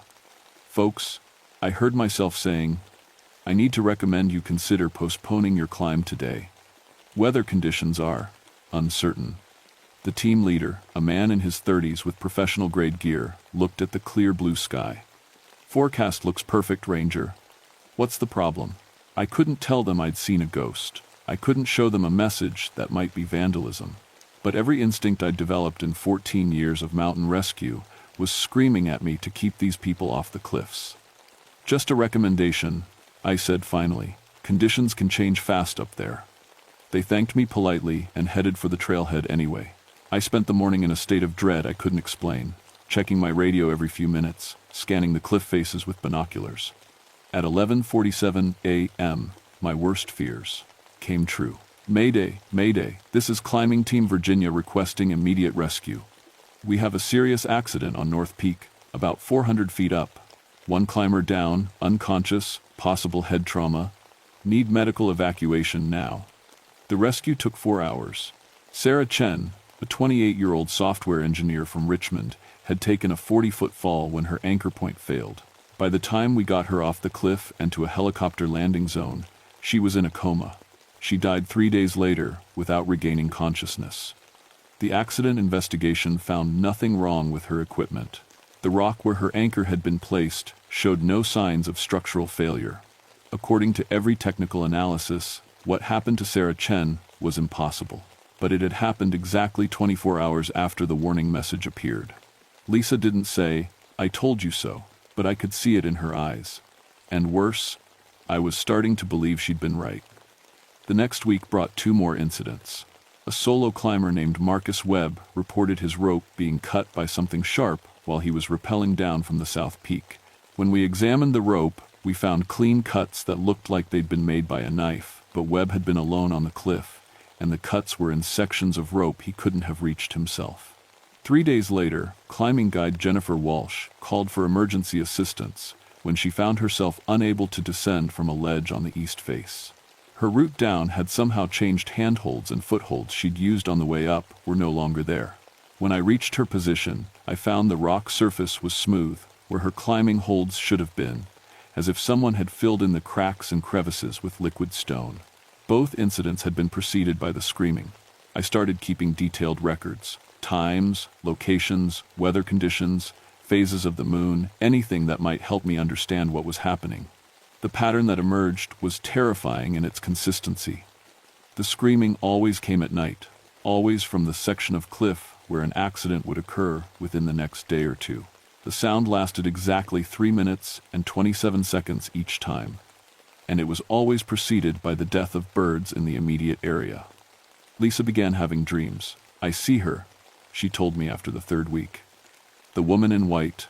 She shows me things, climbers in trouble, accidents that haven't happened yet.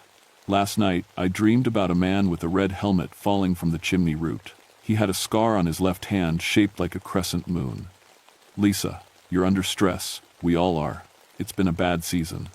"Then explain this." She pulled out her notebook and showed me detailed sketches of climbing routes, complete with technical notations about anchor points and hazard areas. "I drew these after my dreams. I've never climbed half these routes, and I don't know where this technical information came from. I studied the drawings. They were professionally accurate, showing details about rock structure and climbing challenges that Lisa couldn't have known without first-hand experience on those routes." "She's trying to help us," Lisa said. "Mary Cloud Walker is showing us where the danger is so we can prevent accidents." The next day, a climber named Dave Torino checked in for a solo climb. Red helmet, scar on his left hand in the shape of a crescent moon. He was planning to attempt the chimney route. I stared at his permit application, remembering Lisa's dream. "Sir, I need to ask you to reconsider your climbing plan today." Torino looked confused. "Why?" "Weather's perfect, and I've climbed this route a dozen times. We've had some unusual incidents lately. Equipment failures, rockfall, unstable conditions. Ranger, with all due respect, I can see the route from here. It looks fine. I couldn't legally prevent him from climbing based on a dream, no matter how accurate Lisa's previous visions had been. All I could do was make sure I was monitoring his progress carefully." At 2:15 p.m., exactly when Lisa had predicted, Torino's anchor failed. He fell 60 feet before his backup protection caught him. When I reached him, he was alive but badly injured, 3 broken ribs, a dislocated shoulder, and a concussion. "Ranger," he gasped as I stabilized him for evacuation. "Just before I fell, I could swear someone pushed me. But there was nobody there. Nobody at all." That night, the screaming was different. Louder, more urgent, and it seemed to be coming from multiple locations at once. Through my thermal camera, I saw not one figure but 3: Mary Cloud Walker and 2 others, all clinging to different sections of the cliff face. The new figures were men in mining clothes from the 1800s. I realized I was looking at the 3 miners Mary had died trying to save, now bound to the same duty that trapped her spirit. They were all pointing toward the base parking area, where a group of college students from West Virginia University had set up camp. 22 young people planning a group climb the next morning as part of an outdoor education class. The message carved in the rock the next morning was longer. "Many die tomorrow. Stop the climb." I showed the message to my supervisor, Park Superintendent Janet Rodriguez. She was a practical woman who'd worked in the national park system for 20 years. "John, I appreciate your concern about safety, but I can't shut down climbing operations based on vandalism. We have no evidence of actual danger." "Janet, We've had 4 serious accidents in 3 weeks, all preceded by warning signs. Accidents happen. That's why we have safety protocols and rescue teams. What if I told you I've been seeing things? Impossible things that predict these accidents with perfect accuracy? She looked at me with the kind of expression reserved for employees showing signs of stress breakdown. John, have you been getting enough sleep? Maybe you should take some time off. I couldn't tell her the truth. I couldn't explain that the spirits of people who died 150 years ago were trying to prevent a mass casualty event through supernatural warnings that only Lisa and I seemed able to interpret. Instead, I made a decision that would either save lives or end my career. At 4 a.m., I submitted a false weather emergency report. Severe storm system moving in, high winds predicted, immediate evacuation of all climbing areas required. It was completely fabricated, but it would keep the college group off the cliffs. Janet called me at 5:30 a.m., furious. John, I've checked with the National Weather Service. There's no storm coming. Clear skies are forecast for the entire week. Sometimes local conditions develop faster than regional forecasts can track. Don't lie to me. Cancel the evacuation order now, or I'll have no choice but to suspend you. I looked out my window at the college students breaking camp, disappointed but compliant with the evacuation order.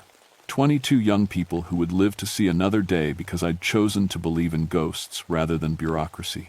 I can't do that, Janet. Then you're suspended, effective immediately. Turn in your radio and vehicle keys. An hour later, I was officially off duty, but I wasn't leaving those kids to die. I hiked up to the cliff base through an unmarked trail I'd used for years. If I couldn't prevent the disaster as a ranger, maybe I could prevent it as a civilian. At the very least, I could witness what the spirits had been trying to warn us about. At exactly 9:47 a.m., I heard the sound of cracking rock. A section of cliff, face the size of a small building, broke away from the main wall and crashed down onto the area where the college group would have been climbing. Tons of quartzite slammed into the rocks below with the force of a small earthquake. If those 22 students had been on the cliff that morning, they would all be dead. I sat in the dust and debris, listening to the echoes fade across the valley. When I looked up at the cliff face, I saw Mary Cloudwalker one more time. She was standing on a ledge that should have been impossible to reach, and for the first time since I'd been seeing her, she was smiling. Then she faded away like morning mist. My radio crackled. I'd forgotten to turn it in during the chaos of my suspension. John, this is Janet. I'm looking at a massive rockfall where those college kids were supposed to be climbing. How did you know? I keyed the microphone. Lucky guess. They reinstated me the next day. Janet didn't ask for details about how I'd known to evacuate the climbing areas, and I didn't volunteer them. Some things are better left as lucky guesses. But Mary Cloudwalker's work wasn't finished. Over the next month, the supernatural activity intensified. I saw her almost nightly now, sometimes accompanied by the 3 miners, sometimes appearing as a faint outline during daylight hours. She would point towards specific climbing routes, and Lisa would have dreams showing detailed visions of accidents that would occur there. We developed a system. When Lisa had a warning dream, I would find reasons to direct climbers away from those routes. Equipment inspections, wildlife surveys, temporary closures for geological monitoring.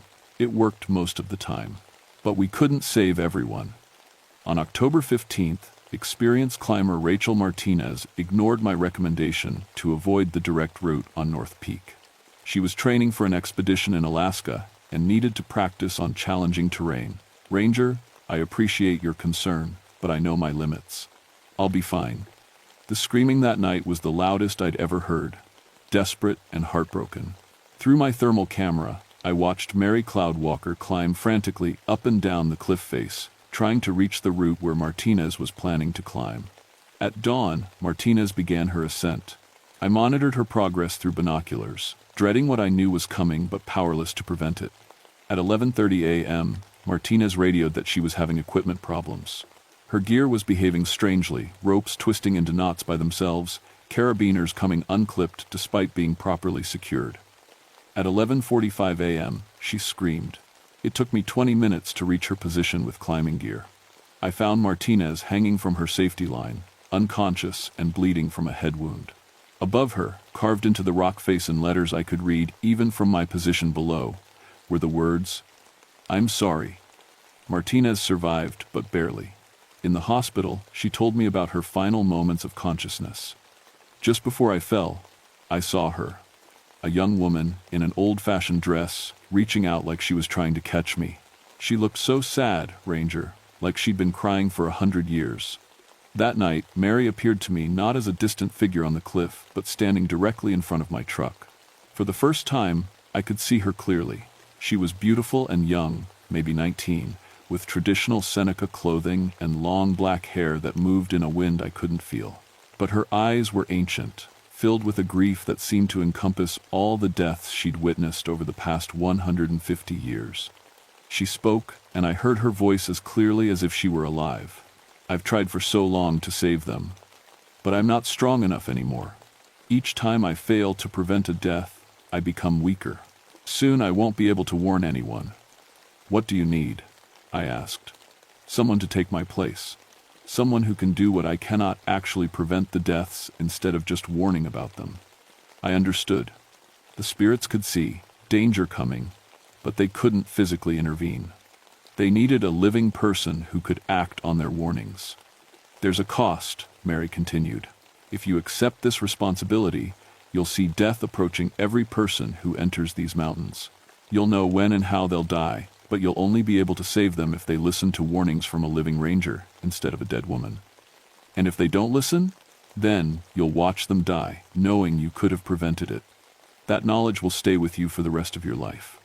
I thought about all the climbers I'd rescued over the years, all the accidents I'd prevented through training and preparation, and being in the right place at the right time. How many more could I save if I could see death coming before it arrived?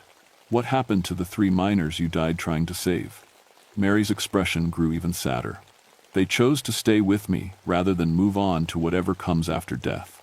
They felt responsible for my sacrifice. We're all bound here until we can fulfill the duty I accepted, keeping people safe on these cliffs.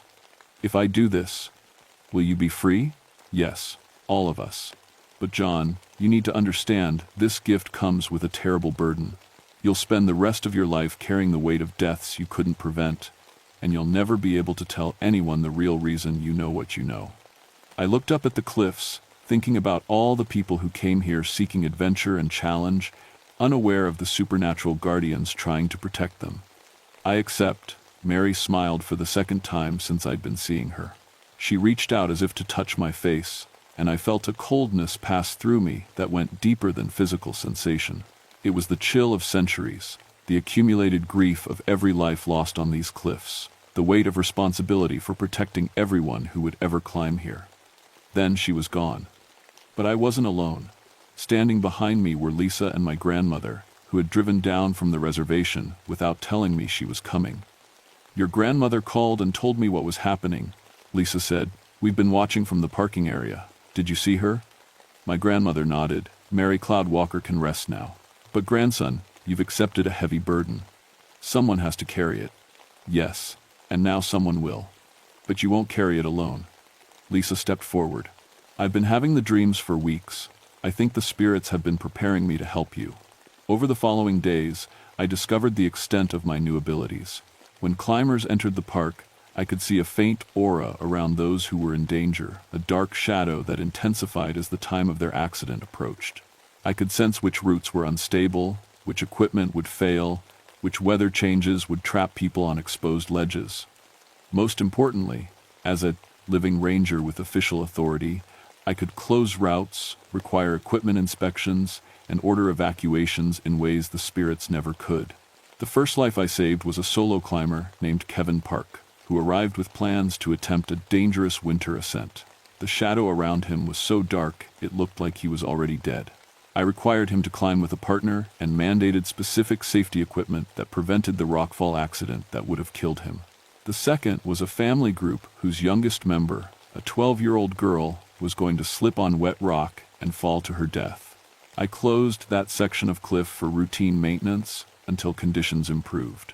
By November, word was spreading among the climbing community that the rangers at Seneca Rocks had developed an almost supernatural ability to predict and prevent accidents. Our safety record became the best in the region, But the burden was exactly what Mary had warned me about. I knew which climbers would die if they didn't listen to my warnings, and I had to watch some of them ignore my advice and proceed to their deaths anyway. Each preventable fatality felt like a personal failure, even when I'd done everything possible to warn them. The worst was James Sullivan, an arrogant climber who refused to postpone his ascent despite my insistence that conditions were dangerous. He died exactly as I'd seen he would, falling from the same route where Mary Cloudwalker had tried to save the miners 150 years earlier. That was 34 years ago. I'm 71 now, and I've been carrying Mary's burden for most of my adult life. In that time, I've prevented over 300 climbing deaths and watched 17 people die who wouldn't listen to warnings that couldn't be fully explained. Lisa became my full partner in this work, and eventually my wife.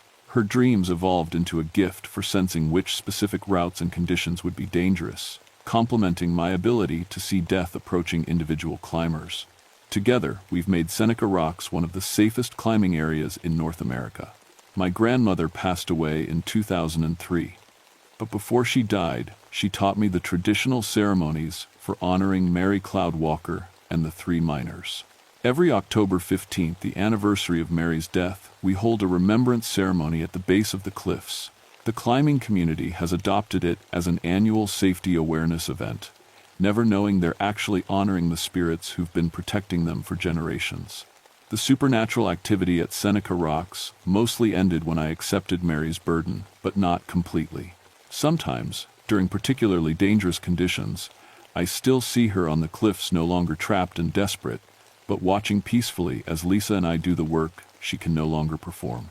New rangers come and go, and we train them in the safety protocols and intuitive awareness that help prevent accidents. We can't pass on the supernatural aspects of our knowledge, but we can teach them to trust their instincts about danger and to never ignore warning signs that might seem irrational. Some of them develop their own sensitivity to the spiritual aspects of these mountains. Park Ranger Maria Santos, who joined our team 5 years ago, has begun having dreams about equipment failures before they occur. We're watching to see if she might be called to carry on this work when Lisa and I can no longer do it. The official explanation for our exceptional safety record is advanced training, improved equipment standards, and rigorous weather monitoring. The Park Service has used Seneca Rocks as a model for climbing safety programs throughout the national park system. But those of us who know the truth understand that our success comes from honoring the spirits who've been protecting this place since 1847, and from accepting the responsibility to bridge the gap between the supernatural warning system and the practical needs of living climbers. If you ever visit Seneca Rocks, pay attention to the ranger recommendations. We have reasons for our safety protocols that go deeper than weather reports and equipment standards. And if you hear crying on the wind, especially at night, don't dismiss it as imagination. Mary Cloudwalker kept her vigil for 150 years, trying to save lives she couldn't physically protect. Now she can rest, but her duty continues through those of us who accepted the burden of seeing death, approaching and doing everything possible to turn it away. Some responsibilities transcend death. Some promises are too important to break, even when keeping them requires a lifetime of carrying other people's pain. I've watched thousands of climbers test themselves against these ancient cliffs, and I've learned that the mountains don't care about human ambition or skill or courage. But sometimes, if you're very lucky, the spirits of those who died protecting others will care enough to warn you away from dangers you can't see. Listen to them. Listen to the rangers who carry their burden. Your life might depend on it.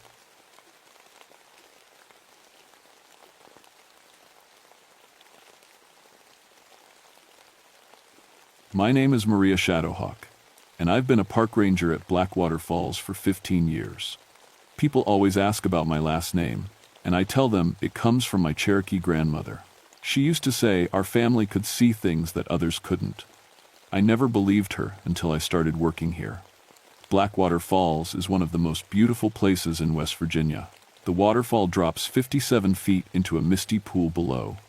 Ancient hemlock trees surround it like green guardians. On foggy days, the whole place looks like something from a fairy tale. That's why so many people come here to take pictures. I'm not just any ranger. I'm also a professional photographer. I know cameras inside and out. I've taken thousands of pictures of these falls in every season, every kind of weather. My photos have been in magazines and tourist books. I know what normal pictures look like. That's why what happened in November 1987 scared me so much. It started on a gray Tuesday afternoon. The air was cold and thick with fog. I was doing my usual safety check when I met Dave Peterson, a visitor from Ohio. He had expensive camera equipment and looked excited to photograph the falls. "This place is amazing," he said, adjusting his camera lens. "I've been taking pictures all morning." "Get some good shots?" I asked. He frowned. "Well, that's the weird thing. I thought I did, but when I look at them..." He showed me his camera's small screen. "See this one? I swear there was nobody else around when I took it." I looked at the picture. It showed the waterfall with its usual white spray and dark rocks. But in the mist, there was a dark shape that looked almost like a person. It was blurry, but definitely there. "Probably just a shadow from the trees," I said. But something cold moved through my stomach. "Or maybe another visitor you didn't notice." "Maybe," Dave said, but he didn't sound sure. "I've been doing photography for 20 years. I usually notice when people are in my shots." After Dave left, I couldn't stop thinking about that picture. I decided to take some photos myself. I knew every inch of these falls, every rock, every tree. If something was off, I'd spot it. I set up my professional camera on its tripod and started shooting. The afternoon light was perfect, cutting through the mist and silver beams. I took maybe 30 pictures from different angles. Everything seemed normal. But when I got back to the ranger station and developed the film, my hands started shaking. In 7 of the pictures, there were dark figures. Not blurry shadows this time. Clear, human-shaped forms standing in impossible places. One was on a rock in the middle of the waterfall's spray. Another seemed to be floating in the mist itself. They weren't visitors. I would have seen them. I called my partner, David Stormcloud. David was Cherokee too, from my grandmother's tribe. If anyone would believe what I was seeing, it would be him. "You need to come look at these photos," I told him over the radio. When David arrived, I spread the pictures on my desk. He studied them for a long time without saying anything. "Maria," he finally said, "these look like the shadow people." "The what?" "My grandfather told me about them. Spirits that got trapped between worlds. They show up in photographs, but you can't see them with your eyes." He pointed to one of the figures. "Look at this one. See how it has no shadow of its own?" I looked closer. He was right. Everything else in the picture cast shadows from the afternoon sun. But the dark figure stood there without casting any shadow at all. "That's impossible," I said. "Is it?" David asked. "Your grandmother never told you about the shadow walkers?" She had, but I'd always thought they were just stories, like the ones about monsters under the bed. Now, looking at these photographs, I wasn't so sure. That night, I couldn't sleep. I kept thinking about the figures in my pictures. Were they really there? If so, what did they want? The next morning, I got my answer. 3 days after I took those first photos, a woman named Sarah Mills came to the ranger station. She was pale and shaky, like she hadn't slept in days. "I need help," she said. "Something happened to my husband." I got her a cup of coffee and asked her to start from the beginning. "We came here last weekend to take pictures," Sarah explained. "Tom is really into photography. He brought all his best equipment." She pulled out a digital camera with trembling hands. We spent hours at the falls. Tom was so excited. He kept saying he was getting the best shots of his life. "Where is Tom now?" I asked. "That's the problem. He won't leave our hotel room. He just sits there, staring at these pictures. He won't eat, won't talk to me. He just keeps saying, 'They're calling me back.'" Sarah showed me the camera's screen. I felt that same cold feeling in my stomach. The pictures were full of shadow figures, dozens of them. They were clearer than the ones I'd seen before, almost solid-looking. "Has Tom ever acted like this before?" I asked. "Never. He's always been so energetic, so happy. But since we got back from the falls..." She started crying. "I think he's having a breakdown." I told Sarah I'd look into it and send her back to her hotel. Then I called David. "We've got a problem," I said. David and I went to the falls that afternoon. We brought a different camera, one I'd never used near the waterfall before. I wanted to see if the strange figures would still appear. The place felt different somehow. The air was colder, even though it was a warm day. The mist seemed thicker, and there was a sound, like whispering, just at the edge of hearing. "You feel that?" David asked. I nodded. It felt like we were being watched. I took one picture, just one. When I looked at it on the camera screen, my blood went cold. The photo was full of shadow figures, more than I'd ever seen before. They were gathered around the base of the waterfall like they were having some kind of meeting, and they were all looking straight at the camera, straight at us. "David," I whispered, "look at this." He looked at the screen and his face went white. "Maria, we need to leave. Now." But as we turned to go, I saw something that made me freeze. David's shadow on the ground was moving wrong. It should have been copying his movements, but it was moving a second too late, like it was fighting him. "David, don't move," I said. "What? Why?" "Look at your shadow." He looked down and gasped. His shadow had turned to look at us, even though David was still facing forward. For a moment, the shadow seemed to wave at us with one dark hand. Then it snapped back to normal, copying David's movements like shadows are supposed to do. We ran back to the ranger station without saying a word. That night, I called my grandmother. She was 85 and lived in North Carolina, but her mind was still sharp. "Grandmother," I said, "tell me about the shadow people." There was a long pause. "Why do you ask, child?" I told her everything. The photographs, the strange figures, David's shadow acting wrong. She listened without interrupting. "You're in great danger," she said finally. "The shadow people aren't just spirits. They're souls that got trapped by their own desire to capture images. They collect pieces of other souls through photographs." "What do you mean?" "Every time someone takes a picture near their hunting ground, they steal a small piece of that person's spirit. The more pictures you take, the more they steal. Eventually, they take so much that you become one of them." I thought about Tom Mills, sitting in his hotel room, staring at his pictures and refusing to eat. "How do I stop them?" I asked. "Find what's keeping them trapped. Destroy it.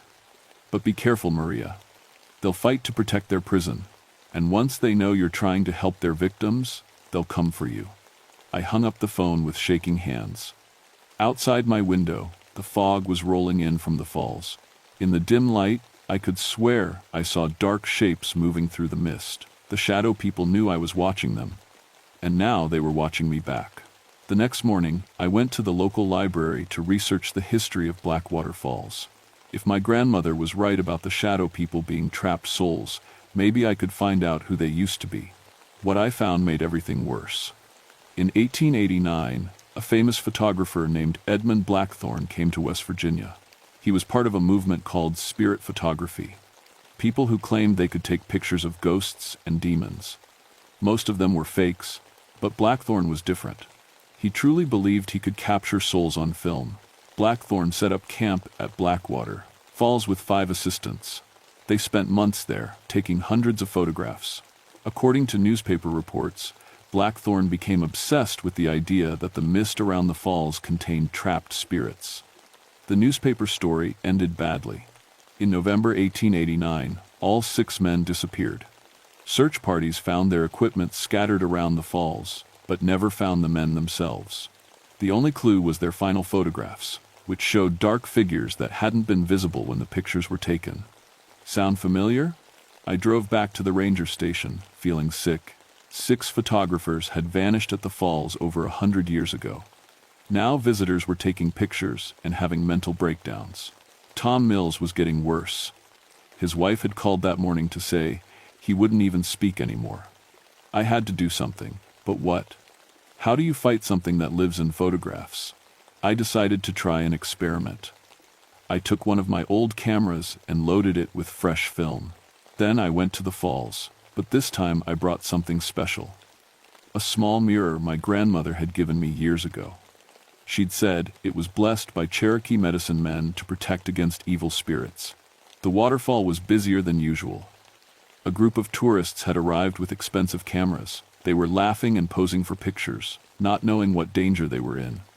"Excuse me," I called to them. "You might want to be careful taking pictures here." A man with a beard laughed. "Careful? It's just a waterfall, lady." I watched helplessly as they spent the next hour taking dozens of photos. Every time a camera clicked, I felt something cold brush against my skin. The mist around the falls seemed to get thicker. When the tourists finally left, I set up my own camera. I placed the blessed mirror on the ground next to my tripod and took a single photo. The result was terrifying. The picture showed at least 20 shadow figures surrounding the tourists as they took their photos. The dark shapes were reaching out with their hands, like they were trying to touch the people. But in the spots where my grandmother's mirror had reflected light, there were no shadows at all. The blessed mirror was keeping them away. I had proof that the shadow people were real. I had a way to protect people, but I still didn't know how to stop them permanently. That's when I heard the screaming. One of the tourists, a young woman, was running back toward the falls. She was crying and pointing at her camera. "It won't stop," she yelled. "The pictures won't stop changing." I looked at her camera screen. The photo she'd taken of her friends was shifting and moving like a tiny movie. The shadow figures in the background were getting clearer and clearer, and her friends in the picture, they were getting paler, more transparent. "Turn it off," I said. "I can't. Nothing works." The camera was ice cold in my hands. The screen showed the shadow people stepping forward in the photograph, reaching toward her friends. As they did, I could see her friends getting weaker and more ghost-like. I smashed the camera against a rock. The screen went black, and the terrible images stopped. The woman collapsed, sobbing. "What were those things?" "Old spirits," I said. "They're feeding off your photographs." I helped her back to her car and made her promise to warn her friends. Then I went back to the ranger station and called David. "It's getting worse," I told him. "They're getting stronger. I think they're getting ready to do something big." "Like what?" "I don't know, but we need to find Edmund Blackthorne's camera equipment. If my grandmother is right, destroying what trapped them here might set them free. And if it doesn't?" I looked out my window at the falls, where the mist was swirling in patterns that looked almost like faces. "Then, we're all in trouble." Finding Edmund Blackthorne's equipment took 3 days of searching through old caves and hidden spots around the falls. David and I finally found it in a deep cave behind the waterfall itself. The passage was so narrow we had to crawl on our hands and knees. Inside the cave was a photographer's nightmare. Ancient cameras sat on rotting tripods. Glass plates covered in strange chemical stains were scattered everywhere. And in the center of it all was Blackthorne's main camera, a huge, old-fashioned thing with brass fittings and a black cloth hood. But the camera wasn't empty. It was humming with energy, and strange lights flickered inside its lens. "This is it," I whispered. "This is what's keeping them trapped." David shined his flashlight around the cave. The walls were covered with photographs, hundreds of them, showing the shadow people in various stages of becoming more and more solid. In the oldest pictures, they were just wisps of smoke. In the newest ones, they looked almost human. "Maria," David said, his voice tight with fear. "Look at this." He was pointing at a photograph near the camera. It showed Tom Mills sitting in his hotel room, staring at his camera. But in the picture, Tom was transparent, like a ghost. And standing behind him was a shadow figure that looked almost solid. "They're stealing his soul," I said, just like my grandmother warned. As if they'd heard me, the photographs on the cave walls started to move. The shadow people in the pictures turned to look at us. Their faces were becoming clearer, more human. I could see Edmund Blackthorne himself in one of them, his eyes wild with madness. The temperature in the cave dropped so fast I could see my breath. Ice started forming on the walls. "We need to destroy that camera," I said. But as I stepped toward it, the shadow people began climbing out of their photographs. They poured from the pictures like smoke, but once they were free, they became solid. I could see their faces. Now, 6 men from the 1800s, wearing old-fashioned clothes and carrying antique camera equipment. Edmund Blackthorne stood in front of them, his eyes glowing with unnatural light. "You cannot destroy our work," Blackthorne said. His voice echoed strangely, like it was coming from far away. "We have spent over a century collecting souls through photographs. Soon we will have enough to return to the living world." "You're stealing people's lives," I said. "We are preserving them," Blackthorne replied.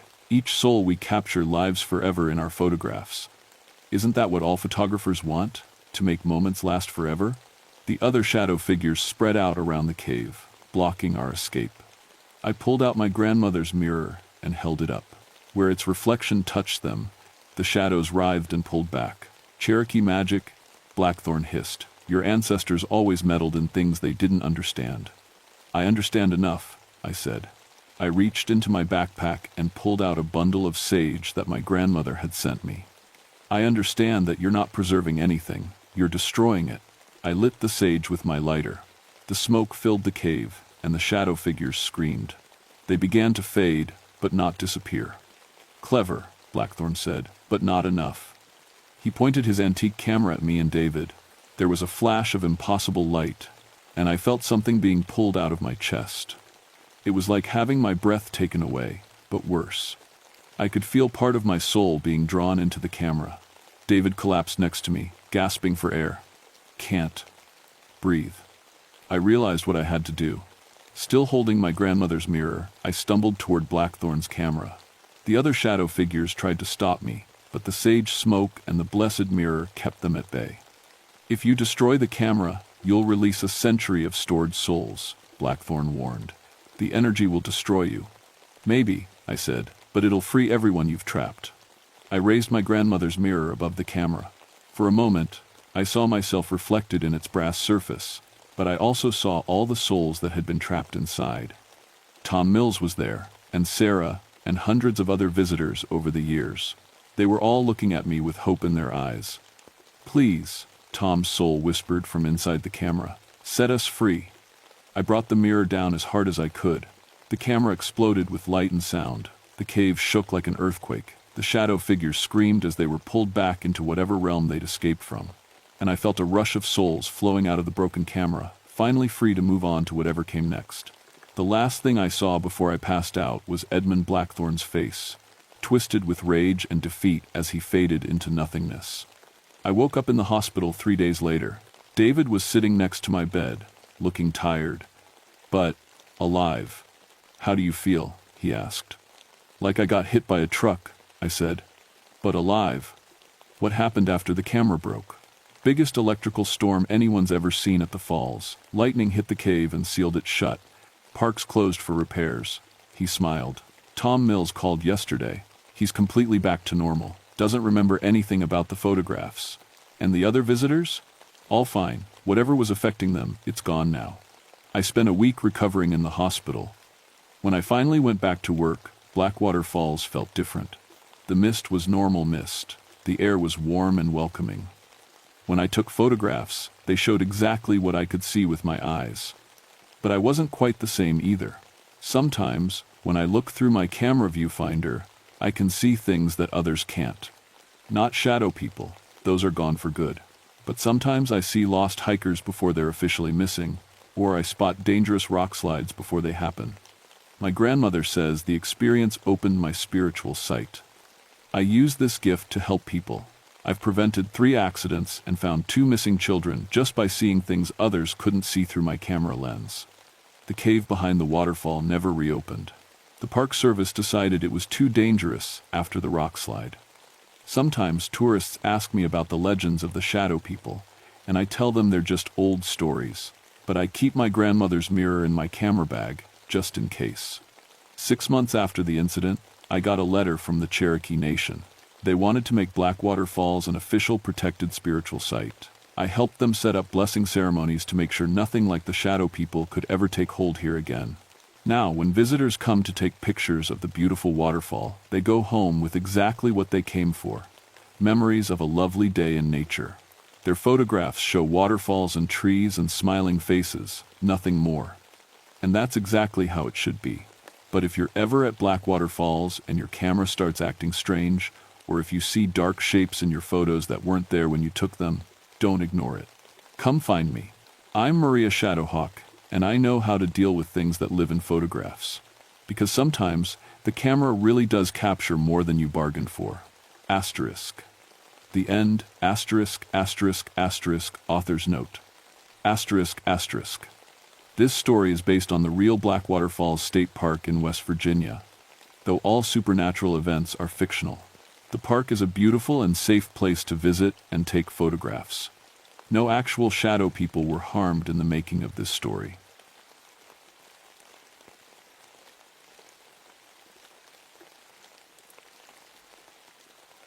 My name is Peter Nightfall, and I've spent 20 years watching the darkness on Mount Pleasant.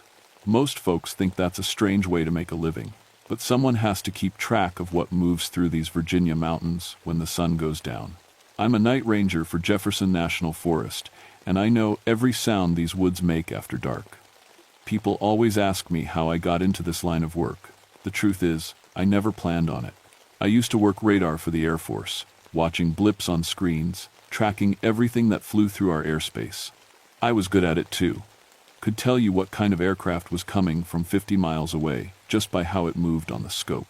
When I got out of the service, I figured I'd use those same skills to study wildlife instead of warplanes. Mount Pleasant sits about 4,000 feet up, with communication towers scattered across the peak like metal trees. It's isolated up here. The nearest town is 30 miles down winding roads that'll shake your truck apart if you're not careful. During the day, you might see a few hikers or the tech guys checking the radio equipment, but at night, it's just me, my partner Carol Windwright, and whatever's moving through the darkness. I love this work, don't get me wrong. There's something peaceful about being up here under all those stars, knowing you're the only human for miles around. I've tracked deer herds, monitored bear movements, counted owl populations.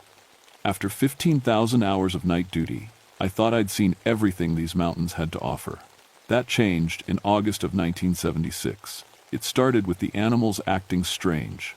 I'd been up here long enough to know their patterns, when the raccoons come out to hunt, where the deer like to graze, which trees the owls prefer for nesting.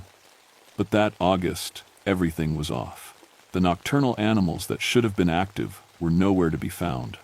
The woods were too quiet, like nature was holding its breath. Carol noticed it too.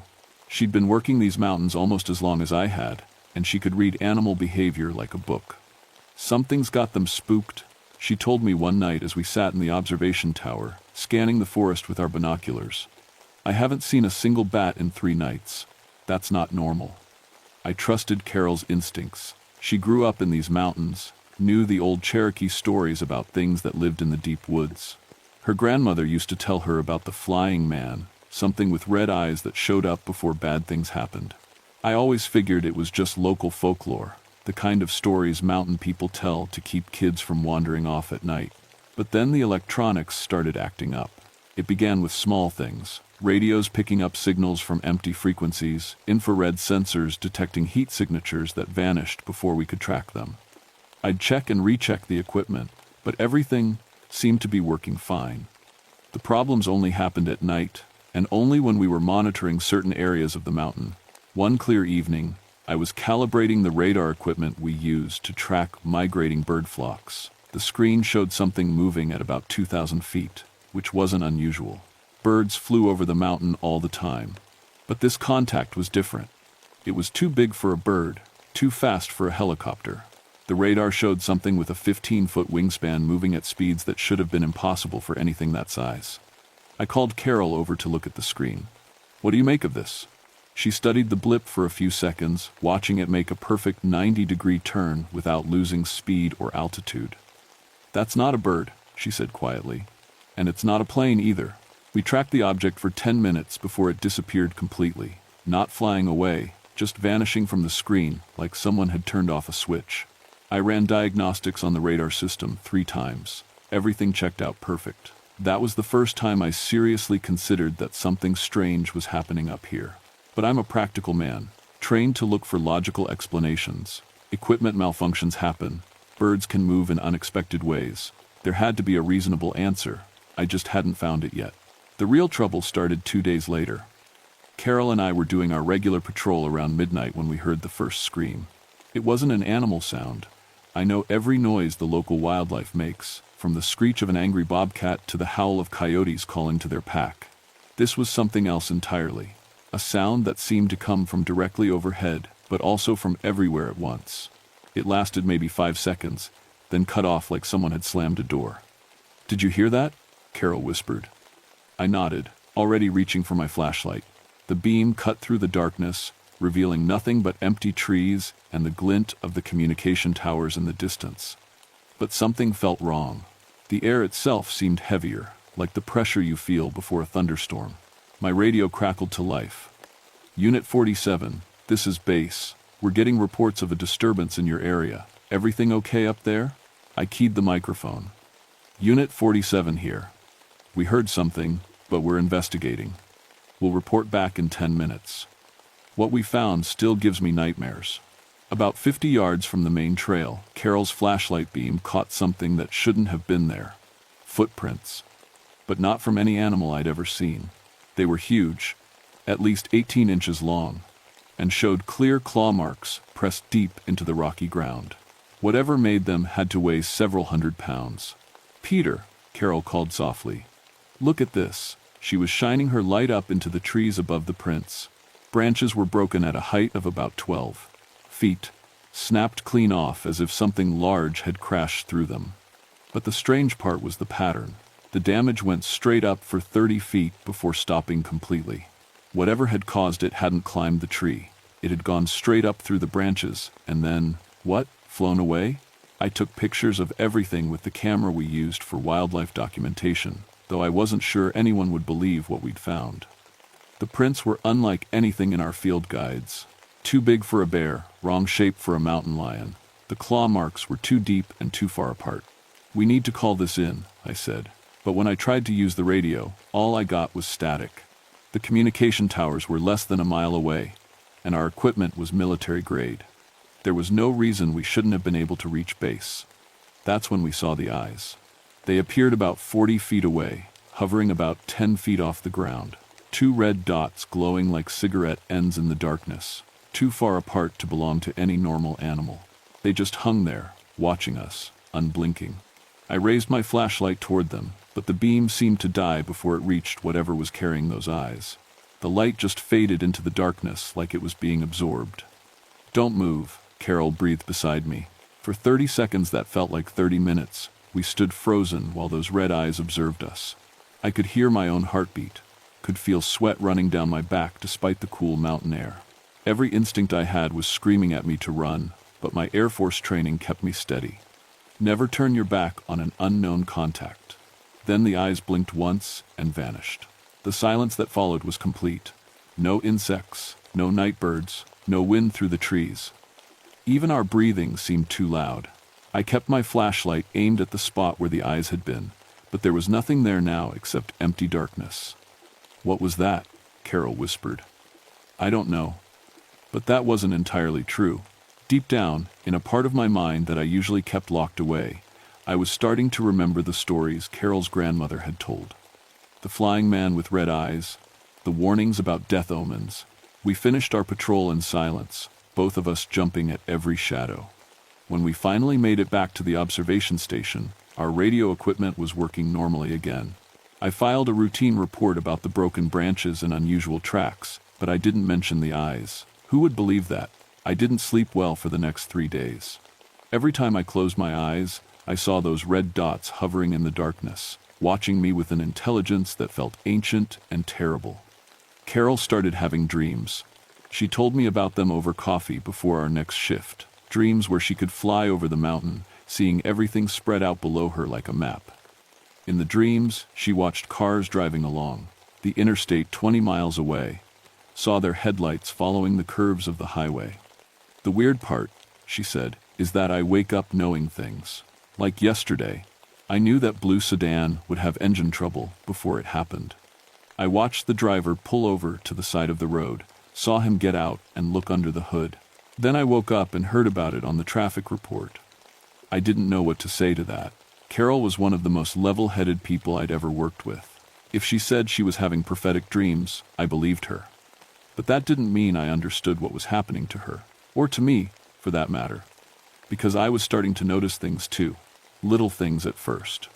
A feeling that I should check a particular section of fence line, only to find it damaged. An urge to call the fire department about a small blaze that they hadn't discovered yet. Nothing I could point to as proof of anything supernatural, but too many coincidences to ignore. Then came the night that changed everything. August 23rd, 1976. I remember the date because it was the night I stopped being a skeptic. Carol and I were monitoring the radio equipment when every piece of electronic gear on the mountain started going crazy at once. Radar screens filled with false contacts, radio receivers picked up what sounded like voices speaking in languages that didn't exist, and the magnetic compasses spun like pinwheels. "It's here," Carol said, and I knew she was right. The temperature dropped 20 degrees in less than a minute. My breath came out in visible puffs, and frost began forming on the metal surfaces around us. In August, in Virginia, at 4,000 feet elevation, that was impossible, but it was happening anyway. Then we heard the wings. It sounded like a helicopter at first, that deep whump-whump of air being displaced by something large.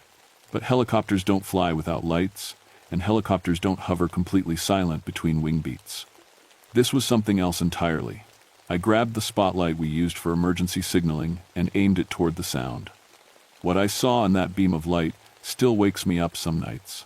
It was massive, at least 8 feet tall, with wings that stretched 15 feet from tip to tip. The body looked almost human, but covered in gray skin that seemed to absorb light rather than reflect it. The head was wrong, too large and the wrong shape, with those burning red eyes that I'd seen before. But the most unsettling thing was how it moved. This creature, this thing that shouldn't exist, flew with a grace that made birds look clumsy. It could stop in midair, change direction without warning, hover motionless for minutes at a time. The wings moved slowly, almost lazily, like it was swimming through the air rather than flying through it, and it was looking right at us. "Turn off the light," Carol whispered. "Why?" "Because it's trying to tell us something." I thought she'd lost her mind, but I switched off the spotlight anyway. In the darkness that followed, I heard something that made my blood turn cold. The creature was making sounds, not the screams we'd heard before, but something rhythmic and deliberate. Morse code. I'd learned Morse code in the Air Force, and this pattern was unmistakable. 3 short pulses, 3 long, 3 short. SOS. Then a pause, followed by more code that I struggled to translate in my head. "Danger," I whispered to Carol as I worked out the message. "Steelbird falls. Many die. Dawn." The transmission repeated 3 times, then stopped. When I turned the spotlight back on, the creature was gone. "Steelbird," Carol said. "That means airplane." I checked my watch. It was 3:30 a.m. Dawn was 3 hours away. "We have to warn someone," Carol said. "If there's going to be a plane crash." "Warn them about what?" I interrupted. "That a giant flying monster told us in Morse code that a plane's going to crash? They'll lock us up." But Carol was already reaching for the radio. She called the regional airport, the FAA, even the state police. She told them we'd picked up a distress signal, that there might be an aircraft in trouble. She didn't mention how we'd received the message. At 6:47 a.m., a commuter flight from Charleston to Richmond went down in the mountains 15 miles east of our position. Engine failure. 12 people died. Carol didn't talk to me for the rest of our shift. When our replacement team arrived at dawn, she got in her truck and drove away without saying goodbye. I didn't see her again for 3 days. When she finally came back to work, she looked like she'd aged 10 years. "We could have saved them," she said. "How? By telling people a monster warned us? They would have grounded us, not the plane."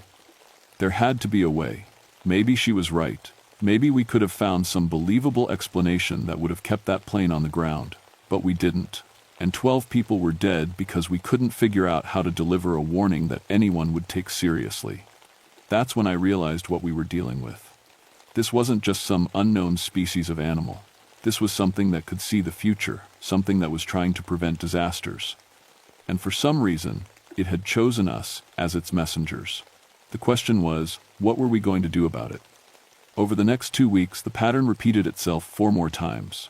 The creature would appear, deliver warnings in Morse code about accidents that hadn't happened yet, then vanish before we could get a good look at it. A bridge collapse on Highway 220. A chemical spill at a plant in Roanoke. A house fire that would trap a family of 5. Each time, Carol tried to call in warnings, using whatever excuse she could think of to get authorities to check on potential problems. Sometimes it worked. The bridge got inspected and closed just hours before a section collapsed. Sometimes it didn't. The chemical plant ignored our anonymous tip about a potential leak. But people were starting to notice that we seemed to have an unusual talent for predicting disasters. Questions were being asked. Reports were being filed. And somewhere in a government office, Someone was connecting dots that we didn't want connected. That's when the military showed up. They came at dawn on a Tuesday, 3 black SUVs driving up the mountain road like they owned it. Men in suits with serious expressions and credentials that made local law enforcement step aside without asking questions. "Mr. Nightfall," the lead agent said when they found me at the observation station. "I'm Colonel Matthews, Defense Intelligence Agency. We need to talk." They knew everything. About the radar contacts, the electromagnetic anomalies, the accurate predictions. They had recordings of Carol's calls to various agencies, photographs of the footprints we'd found, even video footage from security cameras that had somehow captured brief glimpses of something large flying over nearby towns. "What is it?" Colonel Matthews asked, spreading photos across the table. "And don't tell me you don't know. You've had more contact with this thing than anyone else."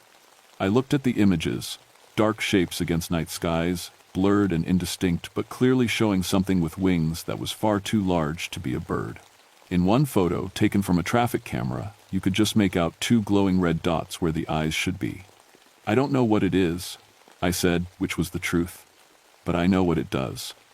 I told them about the warnings, about the disasters that had been prevented or couldn't be prevented. I explained how the creature seemed to know about accidents before they happened, how it was trying to save lives in the only way it could. Colonel Matthews listened without interrupting, taking notes on everything. When I finished, he closed his folder and looked at me directly. "We're going to capture it," he said. "Why? Because something that can predict the future is too valuable to leave running loose in the mountains. Think about what we could do with that ability. Prevent terrorist attacks, avoid economic disasters, save thousands of lives.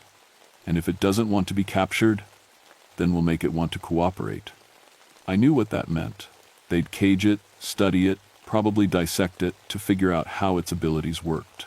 The creature that had been trying to save lives would become a government weapon, locked away in some underground facility where it would spend the rest of its existence predicting disasters for the military. That night, I went up to the mountain alone. Carol had been reassigned to a different district, the colonel's way of making sure she couldn't interfere with their plans. I sat in the observation tower, waiting. The creature appeared just after midnight. It landed on the roof of the station, and for the first time, I got a really good look at it. The photographs didn't do it justice. Up close, you could see that the gray skin wasn't skin at all, but something that looked almost like feathers. Though feathers that seemed to absorb light rather than reflect it. The wings were magnificent, stretching wider than an eagle's, but with a structure that was somehow both bat-like and completely alien. But it was the eyes that held me.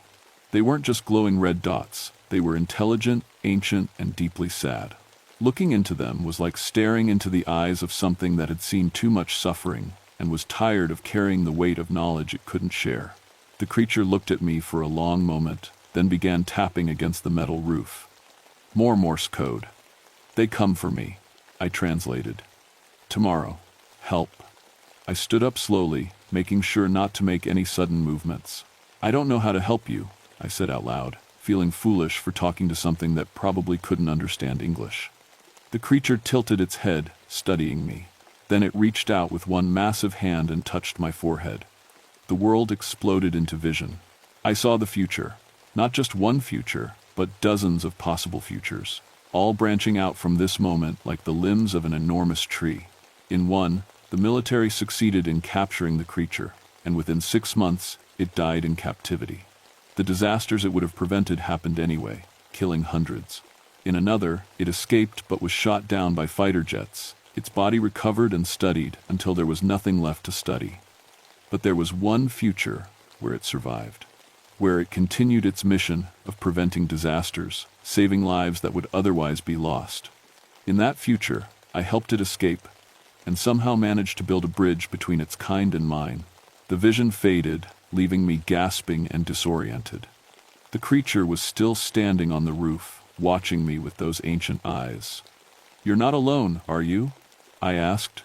"There are others like you." It nodded once, then spread its wings and launched itself into the darkness. I had less than 8 hours to figure out how to save something that might be the most important discovery in human history. The plan I came up with was simple, probably stupid, and definitely illegal, but it was the only chance the creature had. At 7 a.m., the military convoy arrived with enough equipment to capture King Kong.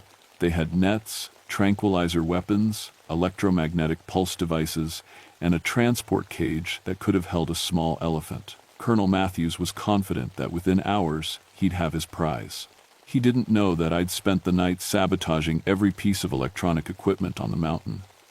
The radar systems that would have tracked the creatures' approach were offline. The communication arrays that would have coordinated the capture operation were dead. Even the vehicle's GPS systems were scrambled, thanks to a few modifications I'd learned during my Air Force days. Technical difficulties? I explained when the colonel demanded to know why nothing was working. Solar flare activity has been playing havoc with electronics all week. It was a thin excuse, but it bought me time. While the military teams were trying to get their equipment working, I hiked to the spot where I'd first seen the creature's footprints. I didn't have to wait long. It appeared silently, landing in the same clearing where we'd first encountered it weeks ago. This time, it wasn't alone. 3 more creatures descended from the sky, each one unique, but sharing the same basic characteristics. Massive wings, glowing eyes, and that strange gray skin that seemed to drink light. They formed a circle around me, not threatening, just waiting. The original creature, the one I'd been communicating with, stepped forward and touched my forehead again. This time, the vision was different. Instead of possible futures, I saw the past. I watched as these beings, these Mothmen, had tried to warn humans about disasters for centuries. Sometimes they succeeded in preventing tragedies. Most of the time, they were dismissed as monsters or demons, hunted and killed for trying to help. I saw the truth about their mission. They weren't supernatural beings or aliens from another planet. They were something much more extraordinary. They were humans, evolved along a different path, developed from survivors of an ancient catastrophe who had gained the ability to perceive multiple timelines. They were our cousins, our brothers, trying to keep us from making the same mistakes that had nearly destroyed them. Why me? I asked out loud. The answer came not as words, but as understanding. They needed someone who could bridge the gap between their world and ours. Someone with the technical knowledge to understand their warnings and the credibility to pass them along. Someone who could see them not as monsters, but as allies. The sound of helicopters approaching broke the moment. The military had gotten at least some of their equipment working. Go, I told them. I'll handle this. But the lead creature shook its head. Instead, it reached into a pouch I hadn't noticed before and pulled out something that made my breath catch. It was a radio, but not like any radio I'd ever seen. The design was familiar yet advanced, as if someone had taken military communication equipment and improved it in ways that wouldn't be possible for decades. The creature handed it to me, then touched my forehead one last time. The final vision was the simplest and the most important. I saw myself continuing to work on Mount Pleasant, but now as something more than just a forest ranger. I was a liaison, a communication point between 2 species that had more in common than either realized. When disasters were about to happen, the Mothmen would contact me through their advanced radio system, and I would find ways to warn the appropriate authorities without revealing the source of my information. It wouldn't be easy. I'd have to be creative, careful, and sometimes willing to sacrifice my own reputation to save lives. But it was possible. It was a future where both species survived and prospered. When the vision ended, all 4 creatures were already lifting off. They rose into the sky just as the first military helicopter crested the mountain ridge, disappearing into the morning sun like they'd never been there at all. Colonel Matthews found me standing alone in the clearing, holding what appeared to be a standard military radio. "Where is it?" he demanded. "Gone," I said. "Flew away when it heard the helicopters coming." He didn't believe me, of course. His team scoured the mountain for the next 3 days, finding nothing but the footprints and broken branches we'd already documented. Eventually, they gave up and went back to Washington, filing a report that classified the incident as an unexplained wildlife encounter. I kept the radio. Over the next 30 years, I became very good at my new job. When the Mothmen contacted me about potential disasters, I found ways to pass along warnings that saved hundreds of lives. Sometimes I was a forest ranger who happened to notice structural problems with bridges. Sometimes I was a communications specialist who picked up faint distress signals from aircraft in trouble. Sometimes I was just a concerned citizen with a knack for being in the right place at the right time. I never saw Carol again, but I heard she'd started working for the National Weather Service, where she developed an unusual talent for predicting severe storms hours before they formed. I think she got her own radio. The government still doesn't know the truth about the Mothmen. They're listed in classified files as an unidentified aerial phenomena of possible extraterrestrial origin. That classification suits me fine. Let them think these creatures are aliens from another planet.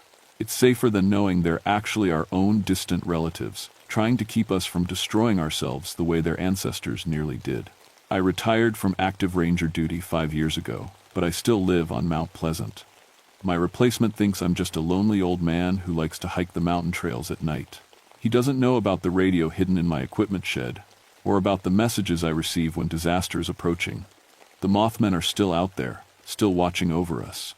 They've learned to be more careful, more subtle in their warnings. But they haven't given up on us. Maybe that says something about the relationship between our species. Maybe it says something about hope. Or maybe it just says that some guardian angels have wings that span 15 feet and eyes that glow red in the darkness. Either way, I sleep better knowing they're watching. And sometimes, on clear nights when the moon is dark and the stars are bright, I climb up to the old observation station and scan the sky. Once in a while, I see them.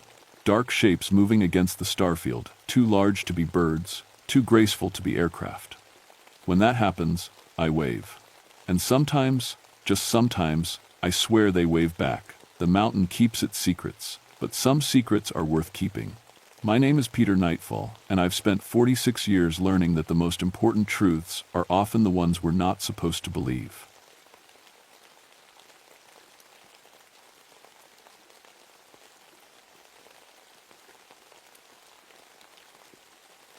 My name is William Bloodmoon, and I've been a ranger at Red River Gorge for 21 years.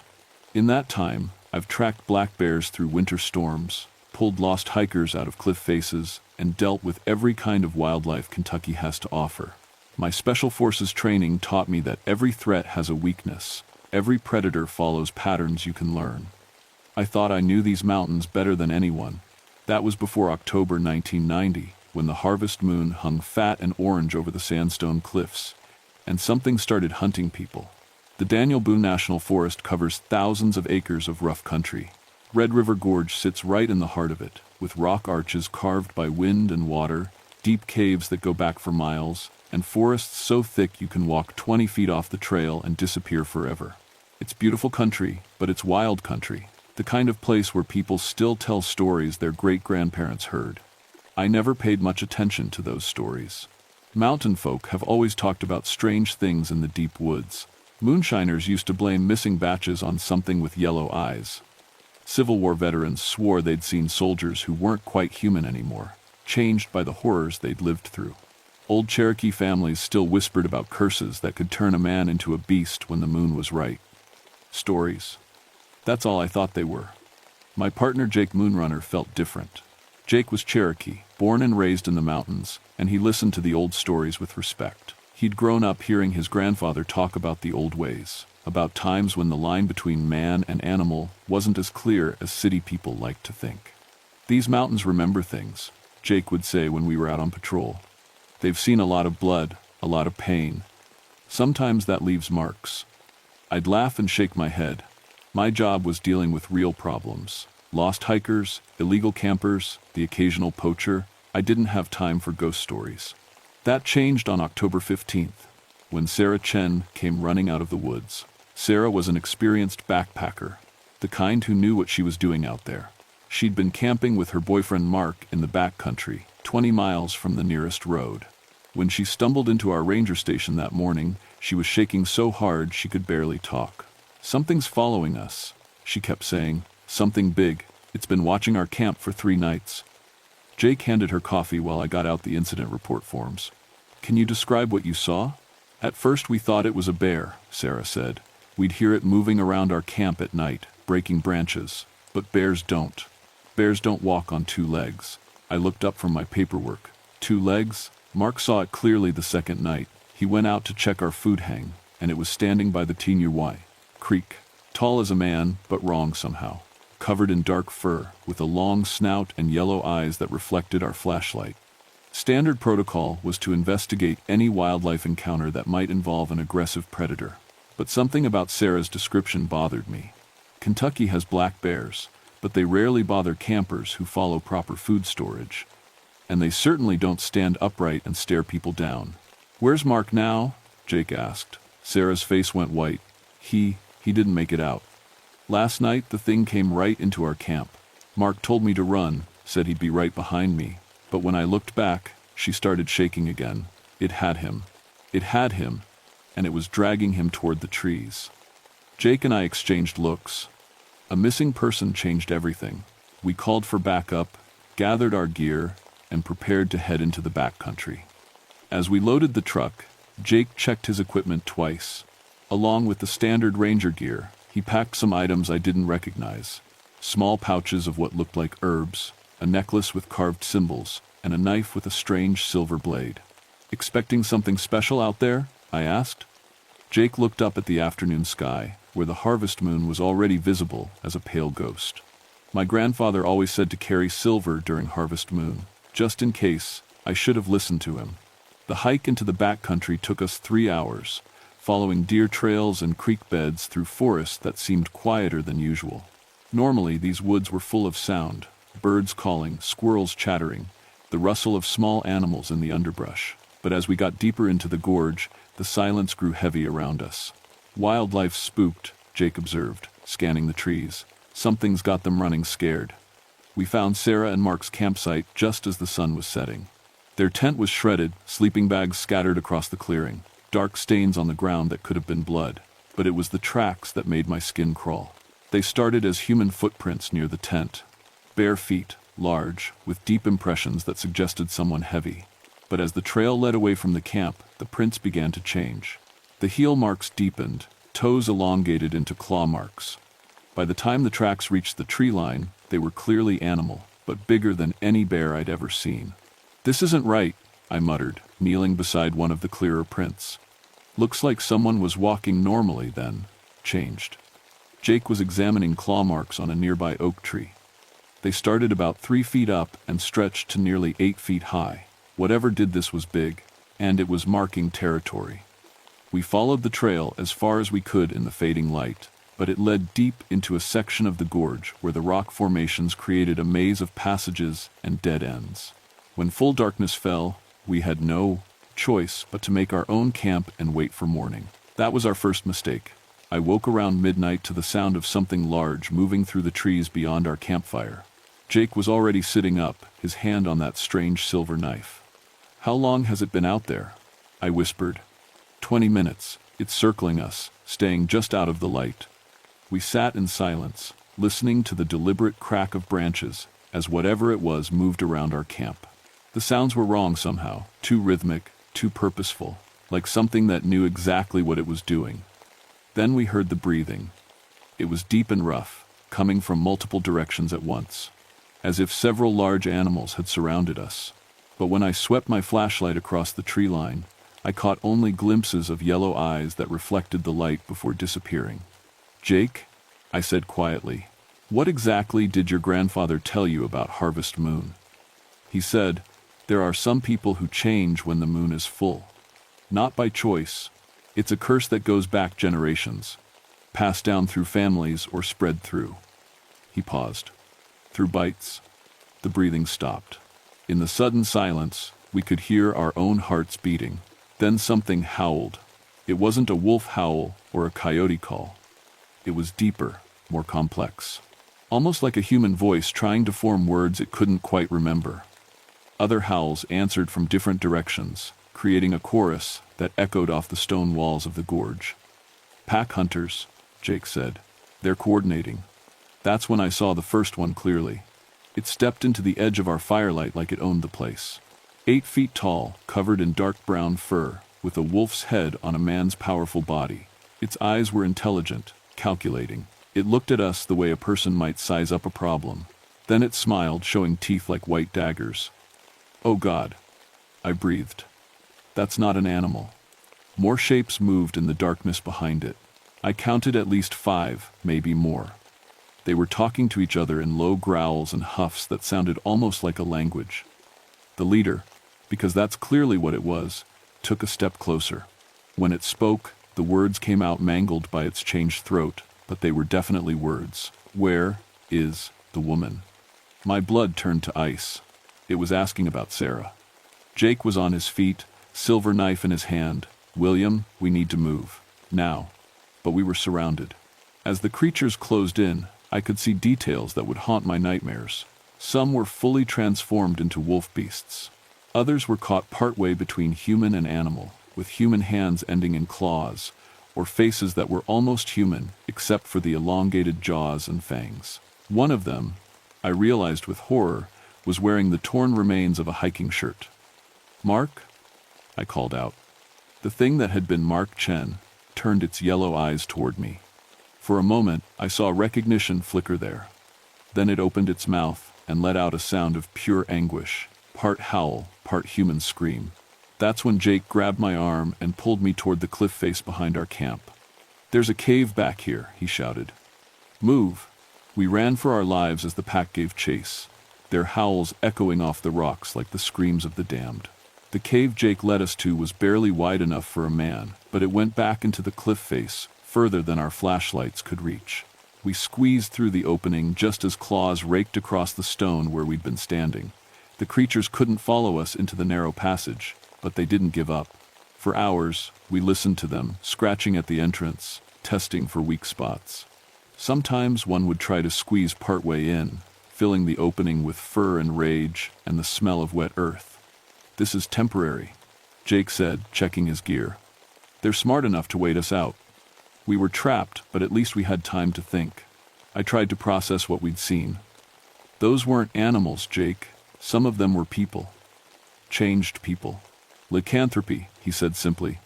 "Werewolves? My grandfather's stories were true." "That's impossible." Jake looked at me in the dim light of our flashlight. "You saw them. You heard one of them talk. How do you explain that?" I couldn't. Everything I'd been trained to believe about the natural world was crumbling around me. But I was still a ranger, still responsible for protecting people. "How many are out there?" "At least 6 in the pack we saw, but there could be more." Jake pulled out a small leather pouch. "My grandfather said lycanthropy spreads through bites. During the full moon, anyone who's been infected transforms. They hunt together, and they create more of their kind." "How long has this been going on?" "The stories go back over 100 years. Always the same pattern. People disappear during harvest moon, especially in years when the moon is particularly full and bright. The attacks happen in cycles." I thought about the missing person reports I'd filed over the years. Hikers who vanished without a trace, camping gear found abandoned, families that never got answers. Jesus. How many people have they taken? Before Jake could answer, we heard new sounds from outside the cave. Human voices, calling for help. "Hello? Is anyone out there? Please help us." A woman's voice, desperate and afraid. Then a man's voice joined in. "We're lost. We can hear you moving around out there." Jake grabbed my arm as I started toward the cave entrance. "Don't. It's a trap." "What if it's real hikers?" "Listen to the voices. Really listen." I focused on the calls for help. At first they sounded normal, but after a few minutes, I began to notice things. The woman's voice had an odd echo to it. The man's words were slightly slurred, like someone trying to talk with their mouth full. Then I heard something that made my blood freeze.